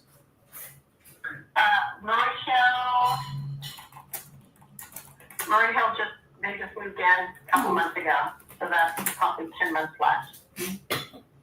Okay. 10 months left. Hubble, I think Hubble is. I think that I'm trying to remember. I think that we took that over. I bought it with the tenant in it, and she's never going to leave unless we make her. I think that's October. Okay. Now what about the 2800s? Grandma, I think Grandma and Rosemont are in spring. Okay. And then what's the last one? What's the last one again? I'm sorry, I have it, but I just have my notes up in a different place right now. Grandma and Rosemont. Rosemont. Do you know Rosemont when that one's up? I think that's in the spring too. Okay. Oh no, I take that back. They just raised that rent. So that's up to 800 now. Yeah, they just raised that rent probably again like 2 months ago. So it's probably up next October or September. Yeah. Okay. Okay, so we'd be buying these with the tenants all in there? No problem. Okay. And then in terms of time frame, typically we could do about 30 to 60 days. Is that a time frame that works for you? We could probably prefer to punt it to next year. Okay. That's easier for us, gives us enough time to raise our money and do what we gotta do. Yeah, I would probably prefer that. Not an issue, okay. That gives me time to figure out what we want to do too. Exactly. Figure out a place to put the money, find some new investments. I mean, I also wholesale, so maybe we can find you guys some investments too to put in somewhere closer to Seattle. I have a real estate community, and so one of my community lives right outside of Seattle, I think. I forget what town. But she's always finding good stuff out there. Right on. The only thing is the prices are, you're not going to get similar returns, but you're going to get less stress. Well, yeah, it's exactly. Well, that's why we went to Detroit. That's why we went there, right? It was a great returns are awesome. They absolutely are. As they say in investing, the bigger the return, the bigger the stress. That's about right. And I'm usually chasing less stress nowadays, but I'm only 30, so we could handle another 10 years of some good stress right now. All right. Well, I strongly suggest it. It's a great game to be in, and do it now and then slide later. Absolutely. No, that's what it is. And then once I'm older, I'll get some triple net leases on some commercial stuff and just coast from there. Just probably make 5% of my money, but I'll be very glad with that because I don't have to deal with anything. Right, exactly. Passive income. Absolutely. That's the name of the game. Okay, and I guess is the only reason that you guys would be selling these is literally just because of the just them being in Detroit and you being in Seattle, or I guess what's the reason you're actually looking to sell these now? Other than time. Again, Yeah, I mean, again, I'm not sure I do, but I think mostly, like, if I had something that would just that make it like it was my money closer to home, I probably would be enticed to look at that. Okay. That makes sense. That makes sense. And are these the only investments you have in real estate, or just the ones in Detroit? Just that, right now, that's all I have in Detroit, and then I have another partnership where I have stuff in Montana. But I'm not interested in selling anything. Just Detroit. Gotcha. Okay. And has it been, other than the property manager, how's the experience been being an investor? Well, I've been an investor forever. So, I mean, I lived through the 2008 fiasco. I love being an investor. Is that what your question is? Yeah. I mean, some people, like one of my best friends is like, he hates being a landlord. He won't do it anymore. He just lends his money because of it. But some people love it. Some people hate it. No, it's an adrenaline rush. I love it. It is. I mean, every day's a new day in this business. So. Yeah, every day's a new problem. Yes. So you figure out how to solve those things, and then you just move on from there. And you kind of get numb to it after doing it for so long. Like I got to the point, I mean, I've only been in the business for 5 years. I was doing insurance and financial planning before then, but I'm at the point where the problems come. I'm so numb to it. It's just like, okay, let's find a solution. We're going to figure it out. And it always does get figured out, usually. Yeah, you're good. You've learned it so quickly. That's awesome, because that's the truth, right? I mean, the early on stuff the stuff that kept you up at night, now it's like, oh well. Yeah, I don't lose. Most of the stuff we don't lose sleep from anymore. It's like different problems now that maybe take my sleep, but for the most part, we're a lot calmer. Higher level stuff, yeah.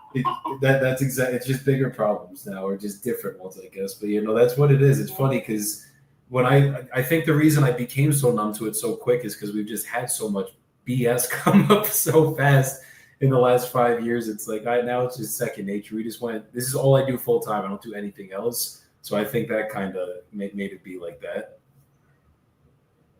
Yes. Well, that's what you do, right? Good for you. Absolutely. Good for you. So let me run my numbers really quick. I'm just gonna place you on a really quick hold. That's fine. And then a quick note. Unless you know the Detroit market, it's really hard to value. Zillow can't do it. Redfin can't do it. Because Detroit is literally, which is why I have somebody literally on the ground right now trying to give me values. Because from one neighborhood to the next, just because it's in the same zip code, you can't figure market value out by zip code. Like I can do that here in Seattle. I can tell you from MLS comps and stuff, I can figure that out. I can't figure that out in Detroit, so I need very specific knowledge of Detroit. So keep that in mind when you go do your evaluations.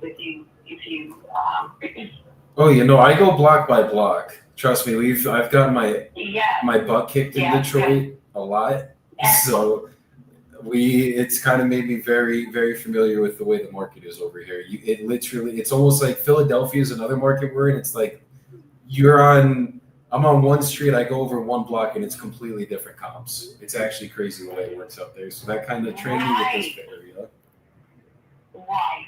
Perfect. Okay, great. Well, I'll just hang tight then. Yeah, I'll be right back with you. Just give me about a minute or two. I have my team right here behind me helping me comp these out as we've been speaking.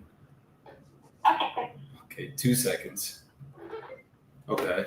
So you guys are basically saying essentially 50 to 60, 50 to 60, 65 to 75, so basically 50 to 60 a property all the way around the board. Yeah. Closer to 50, maybe start at 40, I think 45. I'm going to offer 50s. I'm going to offer probably 50s for the older one. For the two that's doing $1,300 a month, I'm going to come in at like 59. The ones that are doing $800 a month, I'm going to come in like 49 to 50.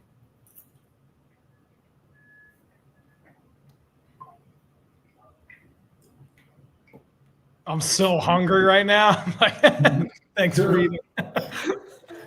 This is what happens when you got your wife working right next to you. Beautiful thing. What you make? Yo, I'm gonna just throw this out there. Cielo, best cook in Colombia. best food I ate while I was out there was the meals that she prepared I for mean, us. she Yeah, that looks packed it fire, bro. out Yeah. today, bro. Like so much chicken, so much rice. Golly, she put her foot in that, brother.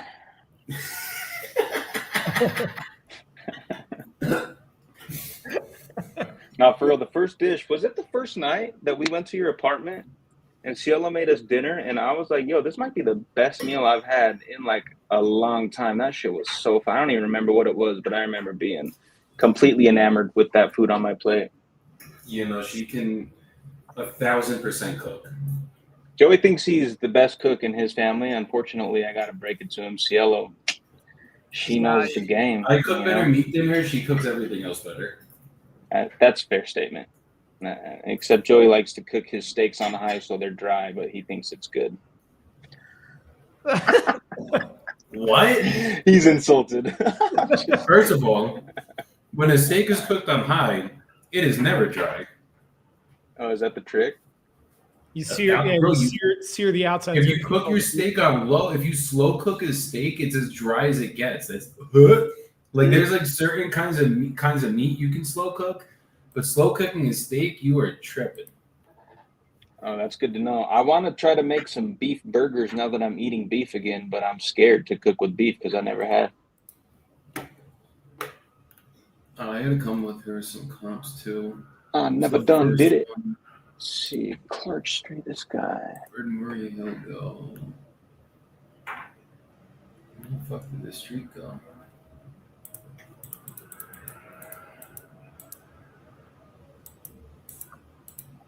Oh, give me a second.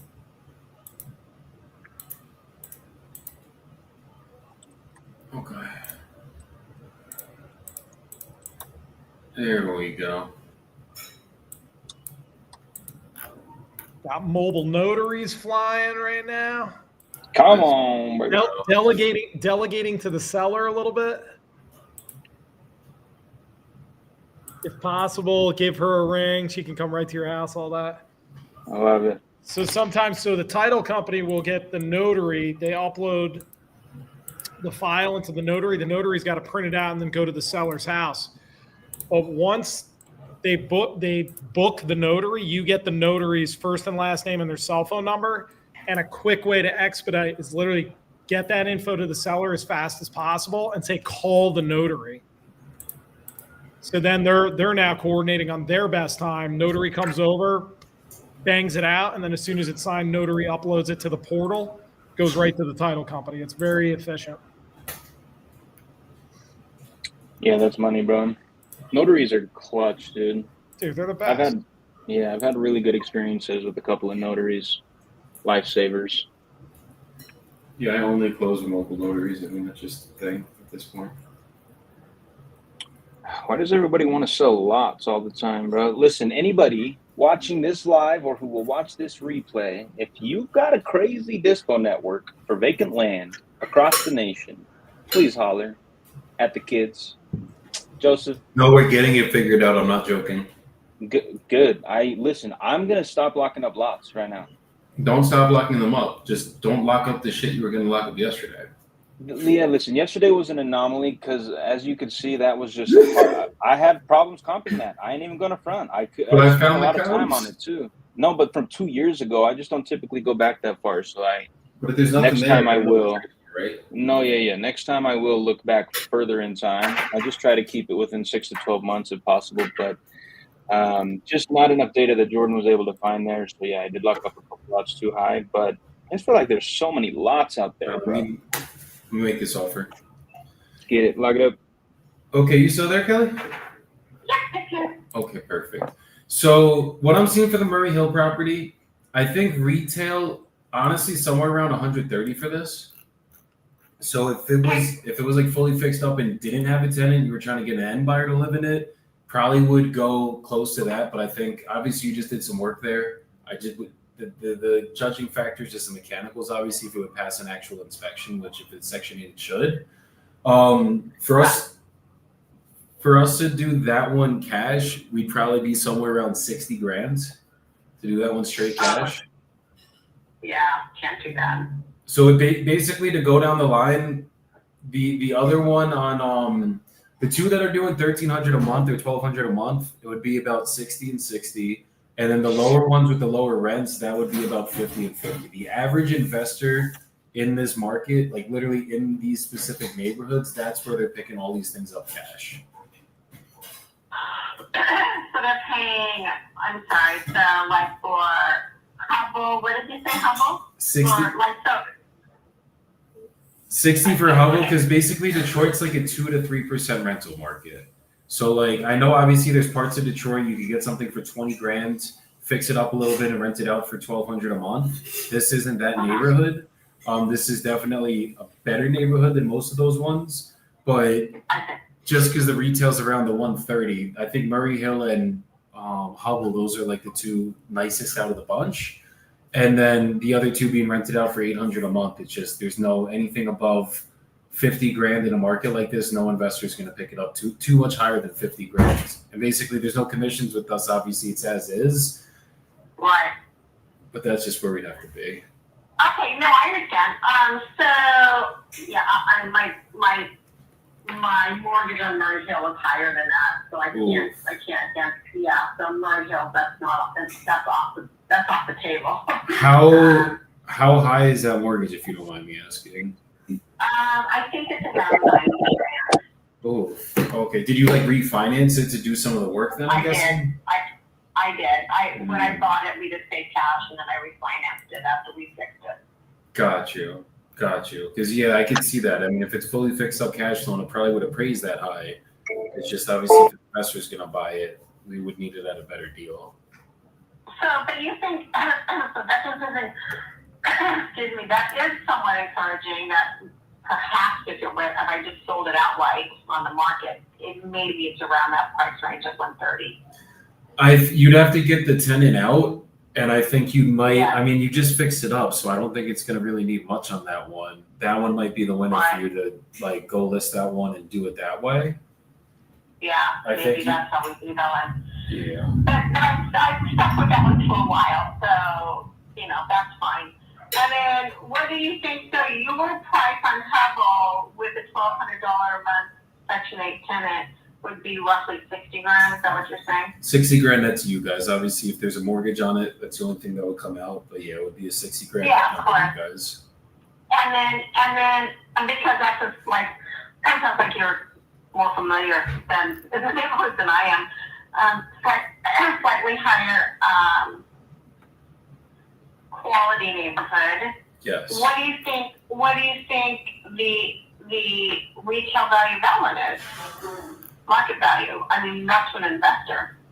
That one, let me pull it up one more time because I have it in my notes. Hold on one second. Dude, it just freaking thundered so loud right there. That's what you get for bragging about how awesome it's out, how awesome the weather was before. Well, let me just pull up Hubble one more time. I'm sorry. No problem. Joey. What's good? These could be novations if she gets the tenant out. The thing is the tenants are on long leases. She'd have to buy them out of the lease. Then you going creative then? I'm thinking straight cash for these. I just think the other one's just not a fit at all. Like it's just like there's 90K mortgage. I don't think there's even a novation. It's worth about 130, but I don't think it's gonna sell for 130 right now. It might. I think when you said the 130, I think you kind of shot yourself in the foot a little bit there because like I saw one that just sold for 107. That was really similar. And then her being a realtor, she's thinking retail. How high can I get this? The one on Hubble, honestly, is probably worth around 90 to 100 because there's one that just sold for 128 that was gigantic. Oh, okay. Yeah, this one's not real big. Okay, that's encouraging. Yeah, I think about 90, closer to 90 if I'm looking at it deeper. Probably. Okay, yeah, that's probably what I suspected. In that neighborhood, again, it's really difficult for me because I'm not local. And like I said, the neighborhoods they vary And then what about Grandmont and Rosemont? I mean, if I just wanted to sell you those last three, Humboldt, Grandmont, and Rosemont, as what I mean, presuming everything mechanicals and everything are sufficient, what would you say on those? So it'd be 60, 50, and 50. So basically, give or take, you would net 160 on the three as a package. Okay, I see.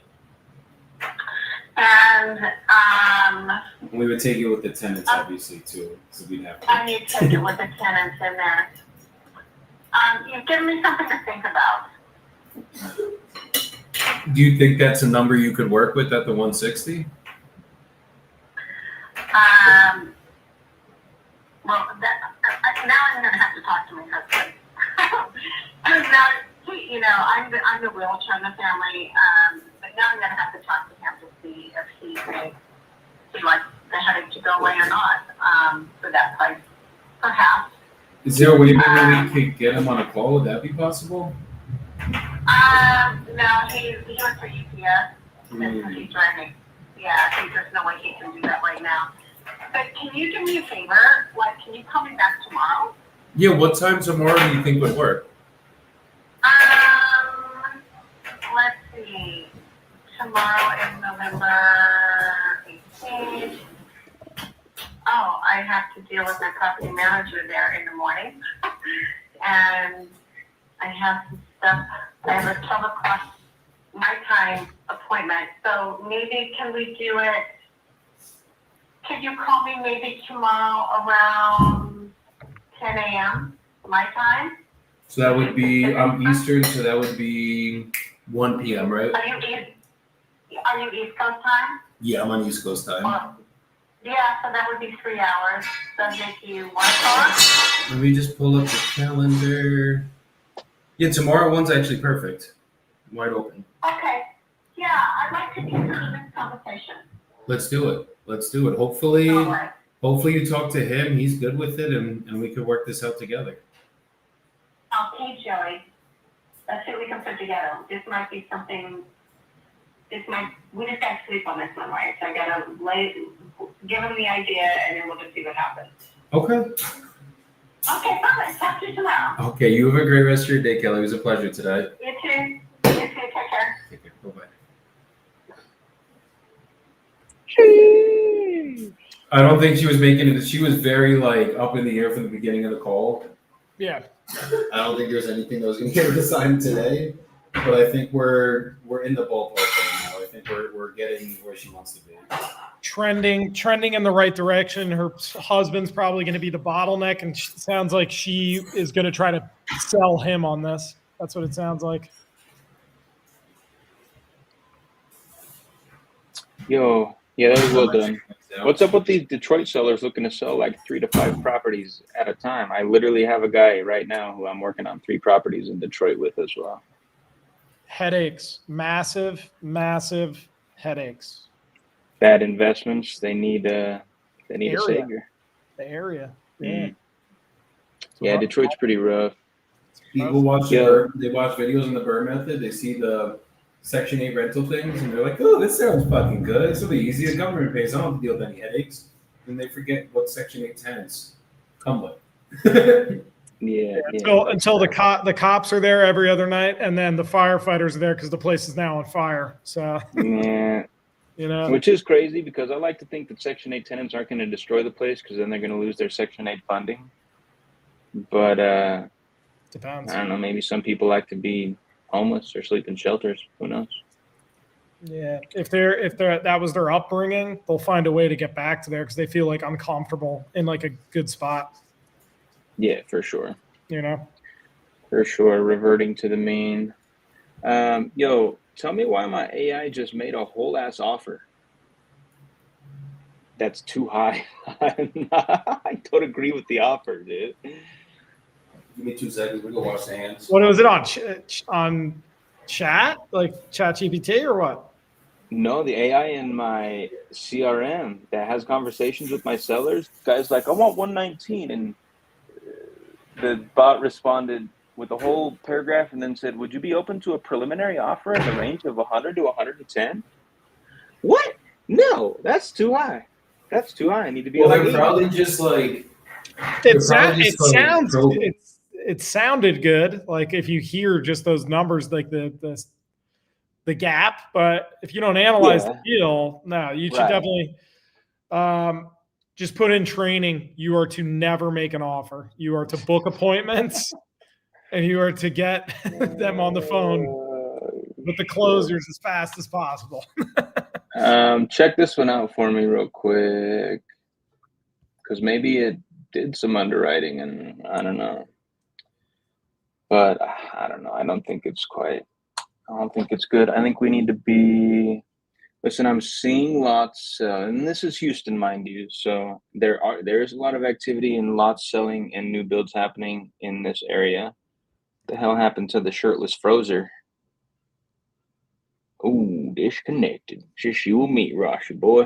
All right. So I'm seeing lots. Our lot is 0.17 acres. We got one that just sold here, 0.07 at 94K. Just sold on the 4th of November. There's 0.35 that sold at 155. Realistically, anything above like 0.25 is selling closer to 140, 150. But anything like, there's one here, 0.22 sold at 90, 0.2 sold at 70, 0.13 sold at 100, 0.2 at 85, 0.16, 125. So we're somewhere in the ballpark, but I don't think I like it at 110, for sure not. These I recommend reverse wholesaling. So you call like two builders in the area, just confirm what zip codes and get their full-blown criteria. If the stars align, see what they would pay, and then you're coming under. But lots, because they're a little bit of a bitch, reverse wholesale them. Like I got two right now, two builders. Let's see, Oracle City Homes.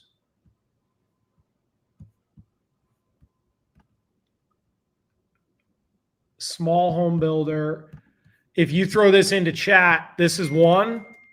That's one builder right in the area. I just don't have any of their info, but I do have their names. Okay. And then that was this crazy. one. This one's like a crazy big builder. The whole power just shut off. Yeah, it was wild. Did it just start storming crazy out there? Ross, thank you for those. Do you guys remember how we started the live? Yeah. Those are. That's a great way for. Like you could find deals on the MLS. You could like when you find out where builders are buying at. I mean, it's really powerful because like you can just only take on lots in those areas, and then you can get rid of them so quick. Like it's really, really quick. I actually like that idea a lot, reverse wholesaling on lots. Yeah. That's how we got to attack it moving forward for sure. It doesn't even need to be reverse. This is my thing. When it comes up, look at it as a reverse wholesale, like he's saying. Like, you know what I mean? Like you don't have to go, okay, now I'm going to go find lots in Port Charlotte, Florida. No. Just when they come across my desk, I'm going to go call builders. Yeah. Well, you could call them, but I would just look at where they fucking bought already. The builders? Like, where did it, bro? You gotta, the land deal I was looking at, right? Everyone's buying 35K. Yeah. Like, okay, I'm getting this for 25K. I could sell them fucking 35K because they already bought 4 lots down the street for 35K. Same size. Well, they were a little bit bigger. That's why we couldn't do it. But once you, like, just go, it's the same shit as the cash comp method. Just go with the data. Like, if there's data. So, question, I don't know how to look up what a builder bought. How do you do that? What do you mean? You do that on PropStream? Look at the land comps. And then go into their profile, look at linked property. Let me show you. I'm going to give you guys a quick land comp lesson. You want to see my screen? Screen share. Yeah. So let's say this guy, for example. This guy just hit me on his lot. He wanted 90K. I looked at it really quick. I was like, let's see what we could do. Wait, fuck. Let me see if we can find this message that just came in on Lead Connector. Okay, I gotta pull this lady up because I gotta call this lady next. Jordan, I got a couple for you. How big? So how look big here, is that? guys. How big's a lot? 0.17 acres. I take this fucking minimum out. This is the only annoying thing about Zillow is once you guys put in filters, they stay for your next searches. Yeah. Drives me crazy. A lot just sold for in 2024, December, a 0.16 lot, 41,000. Yeah. So you guys let's see if I this? can find Am I so showing? out. Yes. So it's like I'm gonna go and see where the builders bought, right? Like this one bought one for 78K in this market. It was sold on the MLS for 78K.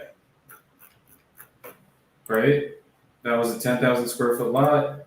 There's no pictures, so can't tell if it was cleared or not. This one sold for 69K.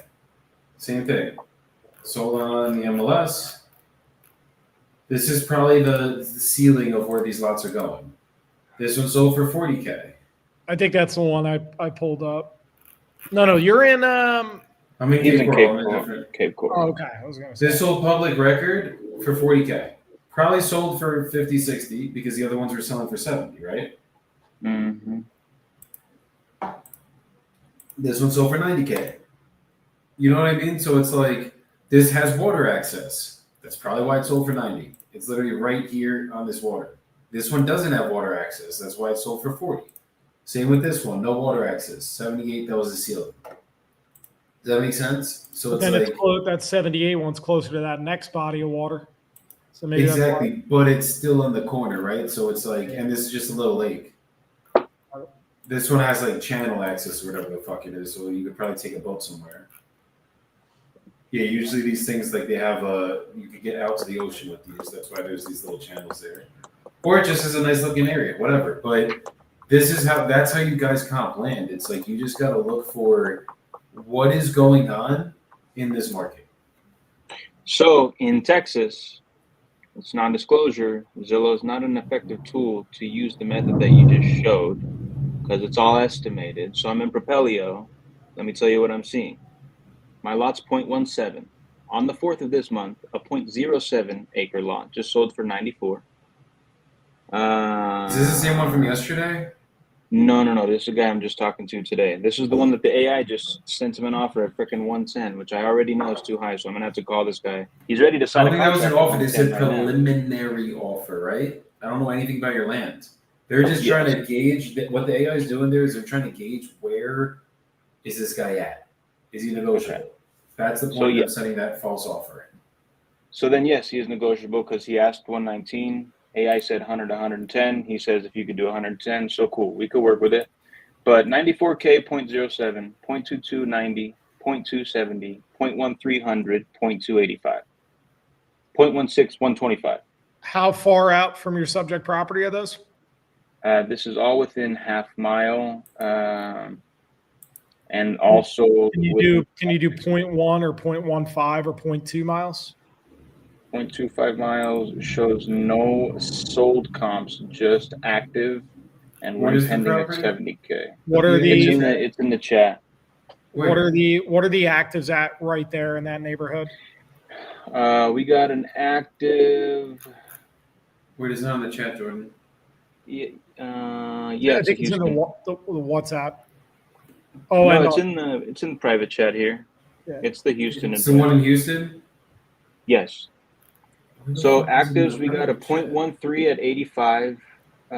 We got a 0.06 and a 0.09 at 50 and 65 respectively.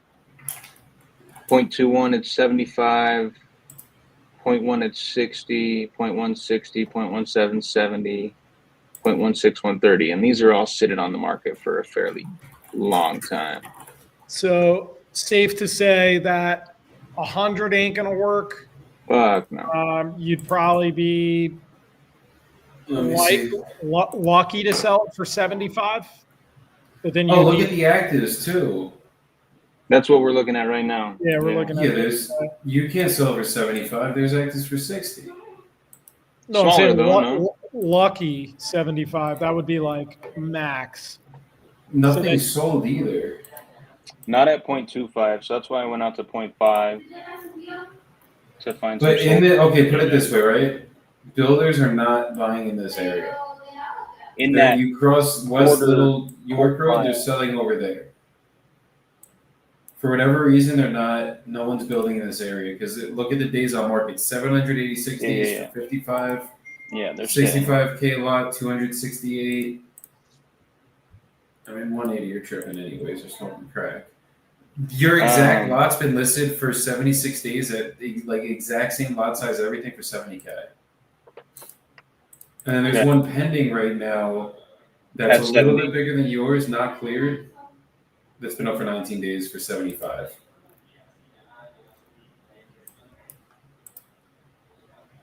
So going out a half mile to get sold comp data, and I'm looking south. I'm looking within both major roads, not crossing. What's this? 119. That's bigger. This one's 140. That's a lot bigger.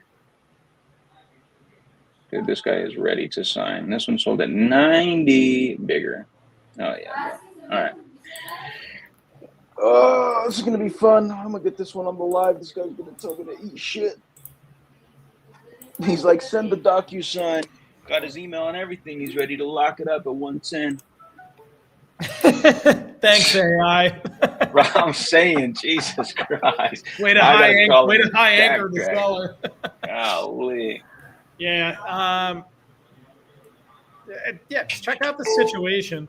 I mean, why is he even crunch?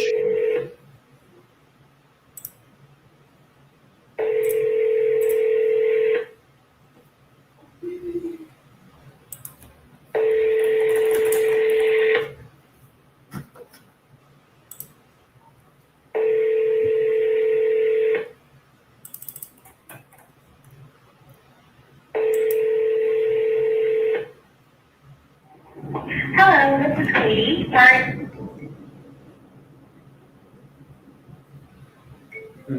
Double tap.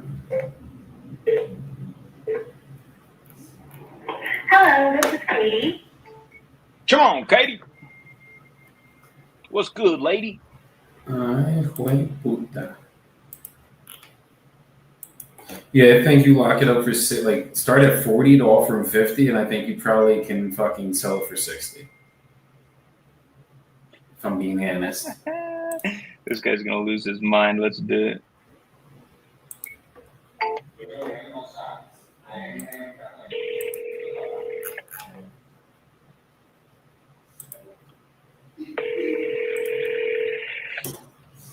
This call will be recorded for quality purposes.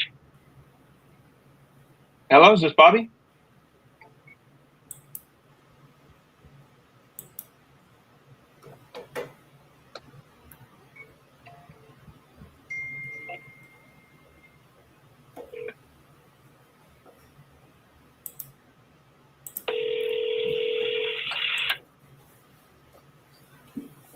This call will be recorded for quality purposes. Hey, Bobby. Who's calling? Hey, Bobby. This is Jordan. How's it going, sir? Just reaching out to you about the lot out there in Houston. Okay. Yes, sir. Yes, sir. So you've been speaking with my team just a couple minutes ago. Was speaking with my assistant, wanted to get on the phone. I've been doing some research in the area, and I just wanted to get you on the line and discuss what price I actually think we can get this done for you at. You have some time? You there? I'm gonna make sure who you are. You with the one that just making up a contract? That's you? Yes, sir. That is us. Okay. So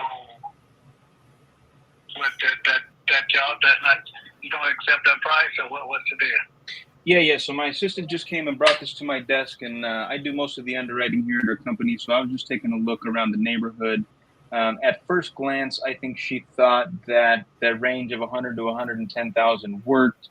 But what I've done is I've tried to keep it within a quarter mile of your lot, and I was taking a look at the similar sized lots in the area and just the activity that's going on there. And basically what I'm seeing, sir, lots of the similar size. There's quite a few that are active on the market right now, and none of them are above 100,000 that are around 0.17 acres on this. We have one, for example, that is about the exact same size at 85,000, been sitting on the market for a little over a month. We have one that is 0.21 acres, just right up the street. That's at $75,000 sale price. It's been sitting on the market for almost 80 days. So this is just kind of the data I'm seeing. And if I come and offer you 110,000 cash, there's not going to be much room for me to make this a good investment on the back end. Just to shoot you straight, Bobby, and to waste no more of your time, if I take this lot down from you cash, I'm very interested in doing so, but I am going to need to be around the $40,000 to $45,000 range cash on this. Okay, well, you got to get one of them other lots. Okay, I mean, but you see, that's an option. So if I could go and buy one of these other lots for $50,000, why does it make sense to pay you $110,000 for yours? Location. What's good about the location? Because as far as I can see in this quarter mile, nothing's selling. None of these lots are moving. Mine's a great location. Okay, so what makes your lot worth $50,000 more than the other lots of similar size that are not selling on the market right now? Well, that's your opinion. I hear it say. I know and hear it different. I mean, I don't comp properties on opinion, sir. I look at the market data. Nobody's opinion, not yours, not mine, matters as far as how much a property is worth. All we can do is look at the data on the market. I can look at what is selling, what has sold, and what is pending. And there is also one pending lot of similar size right now, just right down the street from you, that is pending at 70,000. So that's telling me what I could likely do with this lot with my financial partners is sell this to them around 70,000. But Do I think have that's the gonna right be a address? Is stretch. it 413 Heritage Loop? 110,000, I'm losing money right out of the gate, and I just can't make an investment like that. Okay, was there a house on here in the past or something? No. Okay, hold on. So what you want me to do? Hold on 1 second. You guys are looking for about 500K for this? Yes, sir. Okay. And how many acres did you say it was? I don't know what pulled up. That is not correct. Yeah, it's coming up as 22 acres. I mean, Yeah. This is not the right property address. it's not 413. No, it is not. That is the whole other. That might be across the street or something of that nature. Do you have it listed right now? We may be on 415 now. Now that I thought it was 413, but that property that 2.3 is not. That's not our property. Let me see if it comes on this one. No, that's coming up as a single family as well. Hold on. It's not listed with the realtor, right? Because I do see land for sale for about 500K. No. We had it listed with a realtor and we took it off. It was listed for about a year and we never got back to it. But that's not the right property. Now that I pulled that up, we are for something. It was just not 413. I thought it was because when I pulled it up. Let me see if I could find it. I'm not sure what's going on here. Okay, it is 435. Aaron and Kimberly? Okay, 435. Yes, sir. Man, my apologies. You're good. We're looking at the wrong address here. So if that's the address you want, then that wouldn't be what we were selling. That's not our property. No, I mean, I could see if we could still make you an offer here. I don't know if we'll be at the 500 flat, but we could see what we could do. That's fine as well. Okay. So yeah, it's about 4.98 acres. Yes, sir. Okay. Okay. Yeah, there's one literally same exact type as yours that's listed for basically 495. Like same complex 377. That was the other one I was looking at to see if that one was yours as well. That's been up for almost a year as well. So I'm guessing. I guess the question is: are you guys negotiable at all on this? If we could actually get this done for you? Yeah, we do not need this anymore. So we can negotiate. Okay. Okay. Cool. Okay. And I guess if we were able to make you an offer that you were happy with, is it something you would be ready to start the process on today? Absolutely. Beautiful. Beautiful. Okay. And it's you and your wife on the deed? That's correct. Okay. Is she around by chance, or would she have to be here for a call like this? She wouldn't need to. I can make these decisions. However, if it was necessary for her to be on the call, we already kind of know what we want to do. So she is at work right now. But if you wanted to get back a little later, say around 6 o'clock today, our time, Central Standard, that will be fine. However, I can negotiate as well for her on her behalf. So you and her have already spoke about bottom line, essentially? Absolutely. Got it. Okay. Okay. Cool. So basically, I mean, she's just gonna have to sign off on it. So worst case, if we do come to terms on numbers right now, we would just basically, I'd send it to you. You give her a quick call, be like, "Hey, we're good to sign. Just sign this." I'll go over everything with you guys, and then we can get. And I can get her on the call if it needs to. She's just at work. She's a physical therapist, and she's got her own practice, so she does a lot of. I love it. A lot of people doing things. So. I hear you. Okay. So basically, the way that my process works, I'm just going to ask you some questions about the property. Then I'll get you an offer right here on this call. If you're good with that offer, I'll send you over a purchase agreement. We can go over everything together on that agreement. And then as long as everything makes sense, we would sign it, send it over to the title company. They'll protect you guys as the seller, us as the buyers. And then we would just pick a closing date of your choosing to receive the money, and title would send that via wire transfer, a certified check. Okay. Yes, sir. That all sounds good? It does. Okay. So on the land, is it cleared or uncleared land? Let me pull up the pictures just so I have this up in front of me too. Yeah, it's clear. It's just got the grass on it. There's a gentleman we pay that goes to the community and gets the bay nails off of it, and we pay him a fee. He just keeps on doing that and keeps it cut. So. Okay. Love it. And is it gonna be? Do you have to put a septic system here, or is there a public sewer?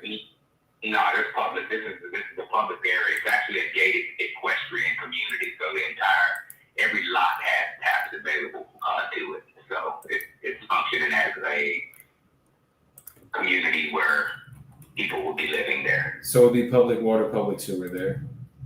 Yes, sir. You don't need to bring in anything else. Are the hookups already there and everything? Well, taps are available. I'm not sure if the hookups are there, but there are taps available. Okay. And is there any environmental issues with the land? Has there ever been any tests done on it? No. There's no test, but everything should be buildable and good to go? Yeah. Okay. And this is just meant to put a single family house on, essentially, correct? Yes, sir. Okay.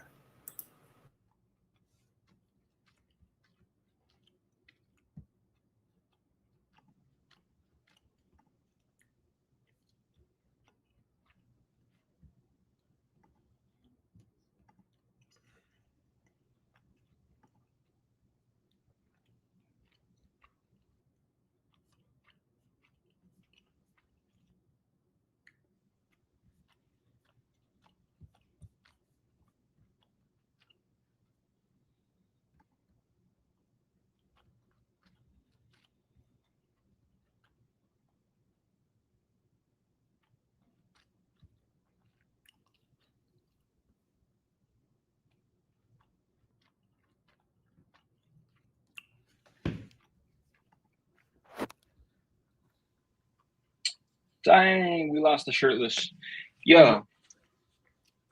So what's going on in Texas? So he tells, it was a decent conversation. I basically just told him, listen, why would I pay $100 for yours when there's 2 listed right down the street, exact same size, for $75 and $80? Like, tell me why that makes sense. He couldn't. But then he says, I have this other lot on Cone Street. It's literally like same neighborhood, right down the street, within a quarter mile. And when I pulled that one up, I got a whole bunch of different comps that didn't come up on the first lot. That's weird. Not sure why that is, but I told him I wanted to look at this data. What were you using a comp? Propelio is what I always use in Texas because everything else is bonkers. But most of these have already been built on, but I do see one here, 0.13, that's sold in October at $80K. So let me see pendings. Hold on. And it's in 77. His is in 77091. Yeah. Both of them are. Yes, sir.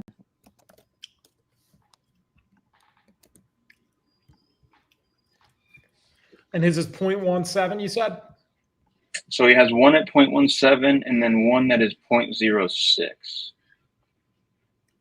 He wants $62K for the 0.06. Says he just sold one across the street at $72K. Same size. What is points? Can you even build on that? 0.06? I don't know. I don't even know if I've dealt with a lot that small. This house got built on a 0.09. This one got built on a 0.09 just this year. Pending at 228. Yeah. Look at this one right here. This one built 2025, 0.06 acre lot. That property is pending at $260K right now. Okay, so 0.06 lot is 2,613 square feet. So I'm going to do lots that are 2,000 to 3,000 square feet. Wait, hold on. No, Cone Street is bigger. Dude, these comping software's got to figure it the fuck out, dude. Straight up. Property details say it's 6,000 square feet, 0.14 acres.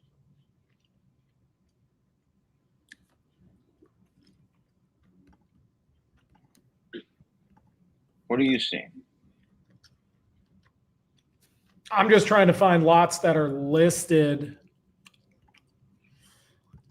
in that zip. Kind of see where they're going for. What are you looking on? I'm just on Zillow. I usually just use Zillow for it. No, that's good. Because I think active, especially with how weird the market is right now, I think active listings, especially if they're not selling, you can immediately start getting even more conservative and go below them. I think it's better data than sold.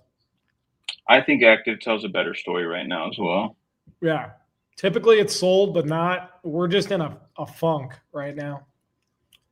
Let me take off pending and sold and only look at the actives. I see. So I basically got a 0.14 and a 0.16 acre lot right in like within a quarter mile of each other. He wants 62 for one, but tell me why he wants 100 for the other. Location. He says, like, sir, what? They're in the same place. Sir, the location sucks ass. I asked him straight up. I was like, what's so good about the location that makes your lot worth more than these other lots that aren't selling? He goes, well, it's just your opinion. I said, what? There's no opinions here. I'm looking at the data, sir. With that guy, I would have just told him, like, dude, it's your neighbors. Like, it's like the people right next door to you that are in the same location. This one is listed. This one's listed. Sorry, there's a crazy storm going on by me right now. My power just shut off. Check that. Yeah. That's good data. Good data right there. So you're trying to get to the south, so that don't happen so much, huh? Exactly. That doesn't happen here. It's just, Huddle is a pretty good area in that you're not going to be in any, like, conditional seasoned weather where like tornadoes or hurricanes or anything like you're far enough away from hurricanes and tornadoes. That's not a tornado alley. So there's not the 100-year floodplain around that area has not ever been tested. So it is that is an excellent area. My wife and I to answer your question, we're going to build our forever home there. However, my parents just began to get older, and we had to make some different moves because of that. And then her mother came out to stay with us. She's from Las Vegas, so we got quite a bit of people in our house now, just taking care of them. So we don't have to put them in a home or anything like that. So life just took a turn on us, and we had to make the best decision. So now we're just not holding on to that property. Understood. Eventually we pass it to our kids if we don't see ourselves using it anytime soon. So that would just be property that would get passed down to my kids, and I have 5 kids, so it wouldn't be a bad thing to hold on to it. But we're not looking to do anything in the immediate future, or we don't necessarily see anything in the long run, with the exception of maybe one day putting something on there when everybody leaves the house, because our house here is way too big. But that would be what we would want to do with it if we ever did something other than giving it and passing it down. So That right makes now sense. it's just sitting. Yeah, but it's a beautiful area. Like I said, that property itself, it sits at the crest of the community as far as, so if you get a two-story house on there, man, you're going to be able to see a nice distance. So beautiful. It's a beautiful property. That's why we got it. But No, it looks gorgeous. So you guys got we had to make a change of direction. definitely. So you guys have the parents living in the house with you. We had that with my grandma to prevent her from going into a home, and I know how crazy that could get very quickly. Yeah, and just with the kids, it takes a village to raise all the children, but there's a lot of human beings and personalities in one establishment right now. So, but we're making it, we're prayed up, so it's working. Good. And where are you guys located at? We are in Crystal Falls. I'm not sure if you know where that area is. It's right by a golf course. But we're in Crystal Falls, the islands at Crystal Falls. Oh, hell yeah. Okay, that doesn't sound too bad. It's in Leander. So we're about 45 to 30 minutes, depending on traffic, away from Clutter. Got it. Okay. So you guys are going to build your forever home here. Obviously, what's going on with your parents happened, and now it's just making more sense to just sell it than obviously build there, because it's just going to be you got to have everybody in one house. You can't build a house while you're doing that. Right. The house that we have now is big enough to house everybody. It's a 6-bedroom house, so it's pretty big. But we wanted to initially, when we got to Texas, wanted to do our own thing, and life just took a turn. So we had to make a decision. That makes sense. Okay. And if we could come to terms on everything, how quickly would you be looking to get this closed out in? The regular process, 30 days. That was what I don't know anything. 30 days or however long that takes. I know we don't really want to go beyond 3 months to be doing a deal, but if that's what it takes, I don't know the process in its entirety, but I would think anywhere from 30 days to 3 months is normal. Anything beyond that would seem like it's doing some other things. Okay. That's just my opinion, but I'm not an expert in that arena. Usually for us, it's a 30 to 60 day close. Okay. Just so we can move as fast as usually title can move.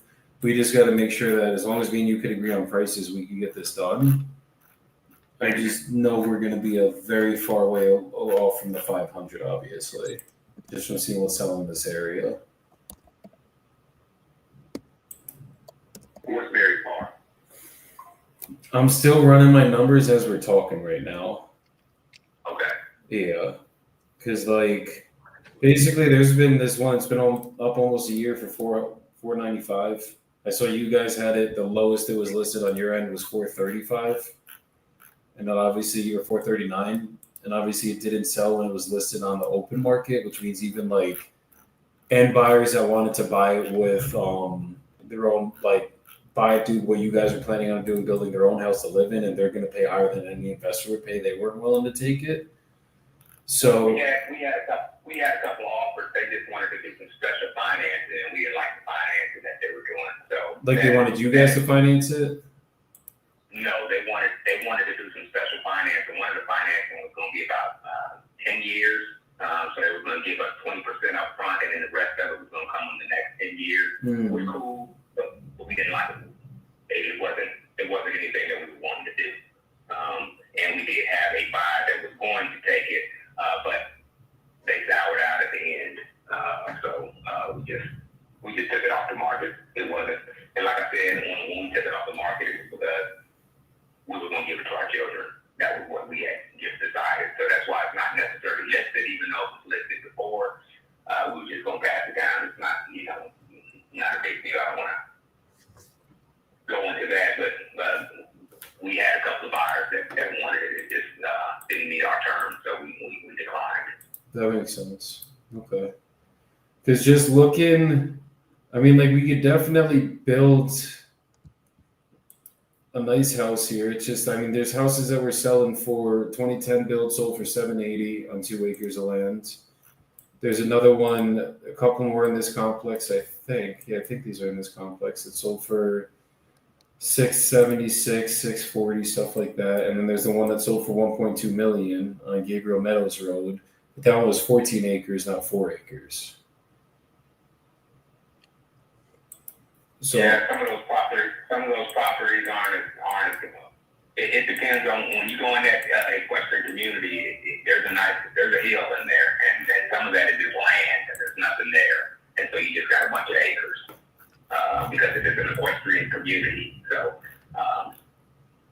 I'm not sure what was being done, but I know we got it in about 2013 or 14, and things just have changed with the economy since 2014 to 2010. Things are not the same. yeah, I mean, there's a lot that sold. The last lot that's actually physically sold, you guys bought this for like 125. Yours was obviously in 2017, and then since then there hasn't been a single lot in this area that sold, other than one that sold. It was 2 acres for 210 grand. So basically, obviously, 2 acres sold for 218. That's about 100 grand an acre. Exactly. But I don't think it's, if I'm being honest with you, just because the highest thing that's ever sold was 1.2 million, and to build what we'd have to build on here to get anything near that number, and the acreage there is going to help. I'd probably have to put almost double the size of a house just to account for the acreage there, because 4 versus 14 acres, that's a big jump right there. They got a lot of land. We probably almost have to put like a 4,000 square foot house up. And to do that, it's probably going to cost me like 700 grand, maybe even 800 grand, depending on how the finishes we put in, how nice we really want to go for that big of a house. Like, we'd be putting up a mansion here. You know what I mean?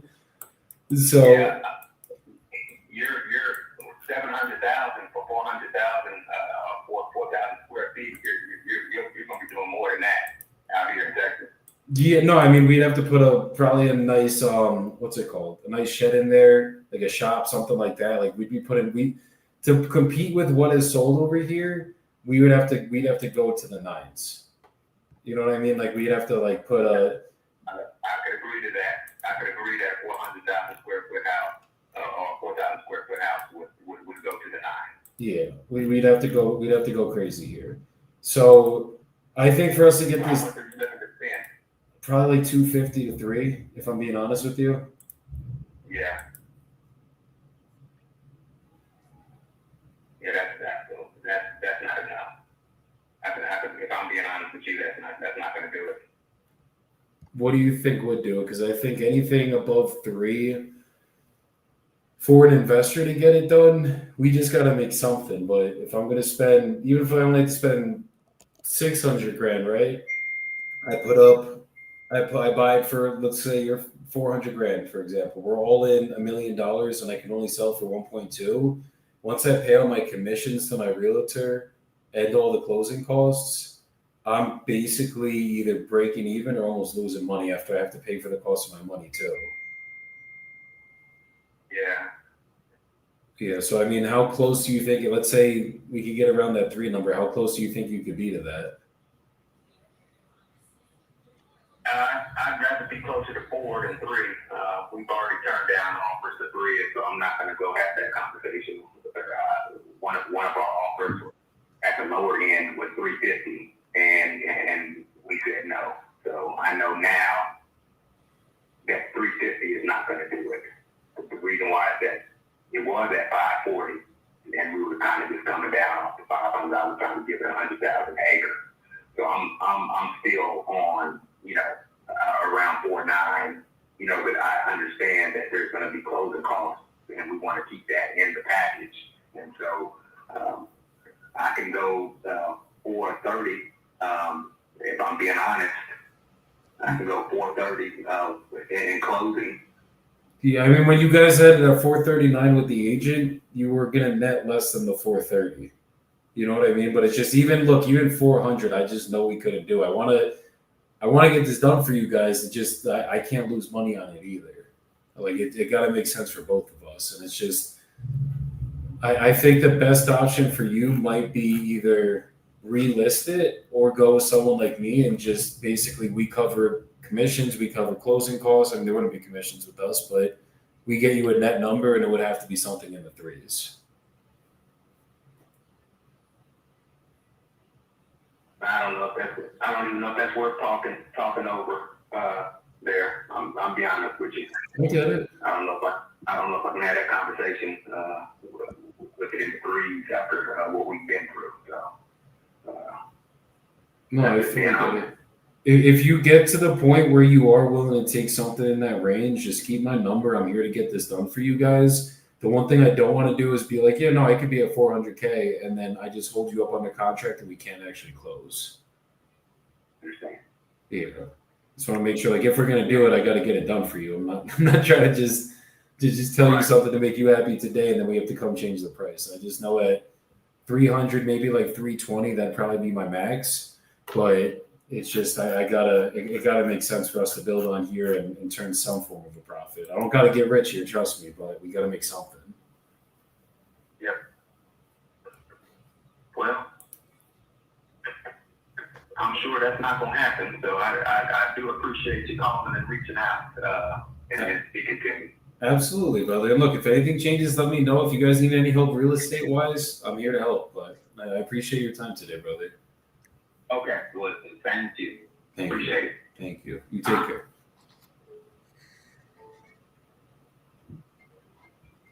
Great job. I'm serious. That is a poster child example of Shoot you your can't say the right thing to the wrong seller. It's you handled that literally perfectly. And this guy was a brick wall. It's going to take a while for him to come to that realization. He's likely going to find out the hard way. He's going to get lost. He said 430 when it was listed at 439. I'm like, brother. Come on now. He's lower than 430. I know that much. The second I saw 439, I'm like, you're just playing games with me right now. Right. All good. Let's do a soapbox, and I got to hop off of here because I got to get into a training, 2 trainings back to back. But who wants to start?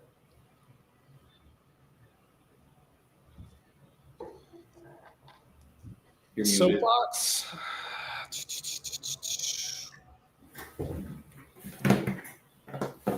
Let's kick it off today.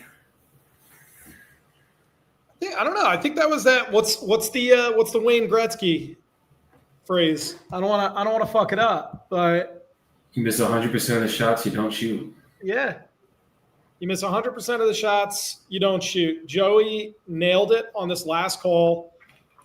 What people forget when they're giving offers is your offer is a motivation detector. It's built within. So people are going to put up this front. I'm not motivated. I don't really need to sell this and that. And a lot of the times they are right. Like they just simply aren't that motivated. But other ones, they're putting up a front and they're protecting themselves and they'll do everything possible to just protect themselves and their ego, and they're embarrassed of their situation. Then the offer comes out, and what it does is it gets them thinking. They're trying to think about what life would look like without this situation. And it's usually some greener grass because they're probably not in the best spot. So just shooting your shot, even if you're having a difficult time detecting motivation throughout the conversation, or their guard is like 100% up and they ain't budging, they're just kind of difficult in general. Shoot your shot. Joey did it. Yeah, you're not going to get it every time. You're not going to get the signed contract, but what you are going to get is better at your skills, and you're going to get some sort of feedback from the seller. That feedback is crucial. So we know likely long-term follow-up, or we're never doing business with them, and getting something instead of you just doing all these hypotheticals like, I withheld the offer because of X, Y, and Z reasons. I just don't know if it was worth my time. You don't know until you know, and that's shooting your shot. So excellent job, Joey, doing that. I always tell acquisitions guys on our team, like, hey, even if you can't detect motivation, screw it. Just give them the offer, because that will reveal more of what's going on, or it'll reveal that nothing is going on and it's not a big deal and they don't need to sell. Fuck yeah. You're muted, Jordan. Thanks, Russ. That's good advice. And yeah, I guess shout out to Joey for doing a good job or something. No, I'm just saying, Will. You did a good job. Do we change the name again?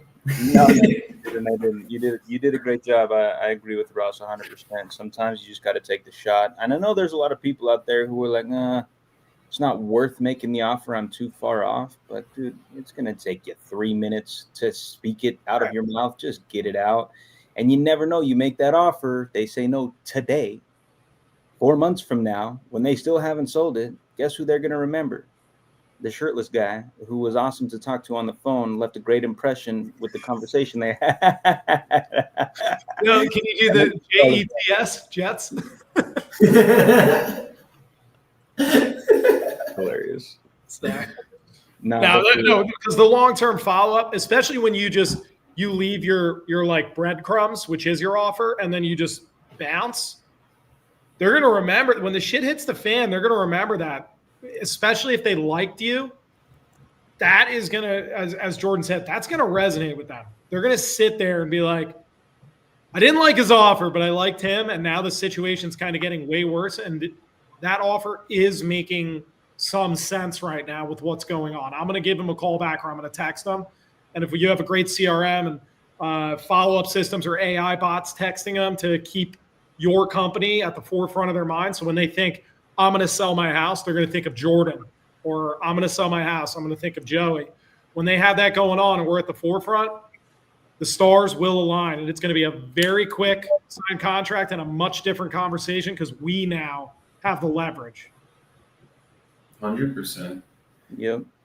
Absolutely. I think for me today, guys, we're going to get a little deeper into this shit. Like, it's not just about don't make the offer. So look, you got to make the offer. You got to build the rapport. You got to make sure that you shoot every single shot that you have. Get someone on the phone, then make it through the process of getting a fucking offer. That's simple. But like, I had a guy today that called me back that fucking dropped his price by 30 grand, 25 grand. And he remembered my offer. He remembered me. Granted, it's not a deal. We're not getting the deal done, but all good. He still accepted my fucking offer from 5 months ago, 4 months ago, from the last live challenge me and Jordan did. So that shows why you get rapport. But it's not just make the low offer and make the fucking offer. It's like, you guys got to stay true to your fucking numbers. Me and Jordan were talking about this yesterday. Like, it's not just coming up to please and get the contract. You're going to say no a lot more times than you say yes.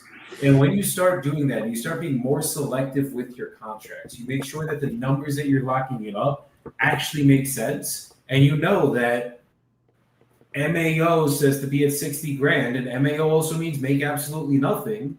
So instead of coming up to 60 grand, you stay firm at 55. You stay firm at 50. And you stay in the numbers that you know you can make money at. Then you're going to not only get contracts, but you're going to move the contracts that you guys get. And that's what this shit's about. Like at the end of the day, if I can't move a fucking deal, if I can't move the contract that I locked up, then what is the point of locking up the contract? I'm literally wasting my time, my team's time, the seller's time, everybody's time. But if I get to the point that I get like my offers make sense, the numbers are here, and I stay true to my numbers, you're not going to move every single deal, but you're going to move a hell of a lot more than if you do it the other way. So make sure that you guys are staying true to your numbers, staying in the pocket with them. And if it needs to be a follow-up, it's a follow-up. You guys know I love one-call closes. But the money's in the follow-up, and that's where the money comes from. That's where the deep discounts come from. It's very hard to get a one-call close where you're extremely deep discounted unless you have that seller that's very motivated. That's why a lot of my more recent deals have been follow-ups. So just how it goes, guys. Make sure you guys are not afraid to make the low offer. Stop agreeing with the fucking seller. Be where you know you can make money. That's it. That's the mentality you gotta have. So Jordan, Ross, appreciate y'all coming up here. As always, we will be back here Thursday, probably same time we did today, around 11:30, 12:30, something like that Eastern time. We will be scheduling it so you guys know exactly when we're coming live. And I think I got a surprise dispo day going for you guys tomorrow with my team. So stay tuned for that. You guys will see it all coming through your feeds. But if you guys are watching, hit that subscribe button on the YouTube channel. Let's get that shit popping so we can get some more views on these things and have some fucking fun. And if you guys aren't in a fucking community, or if you need help getting consistency in your business, $200 a fucking month for 25 leads a month, you JV them with us, and I'll show you what's given us consistency, what's given Jordan consistency, what's given Ross consistency, what's given all of us consistency in our businesses. We have the hack. We have the tricks. And it ain't a secret. It's very simple. So come by us. Hit the link in my fucking bio to get in the community, or just send me a fucking DM. Let's get on a call and talk about it. But let's get you guys to win, and everybody else, have a good rest of your day, and peace the fuck out, y'all. Doses.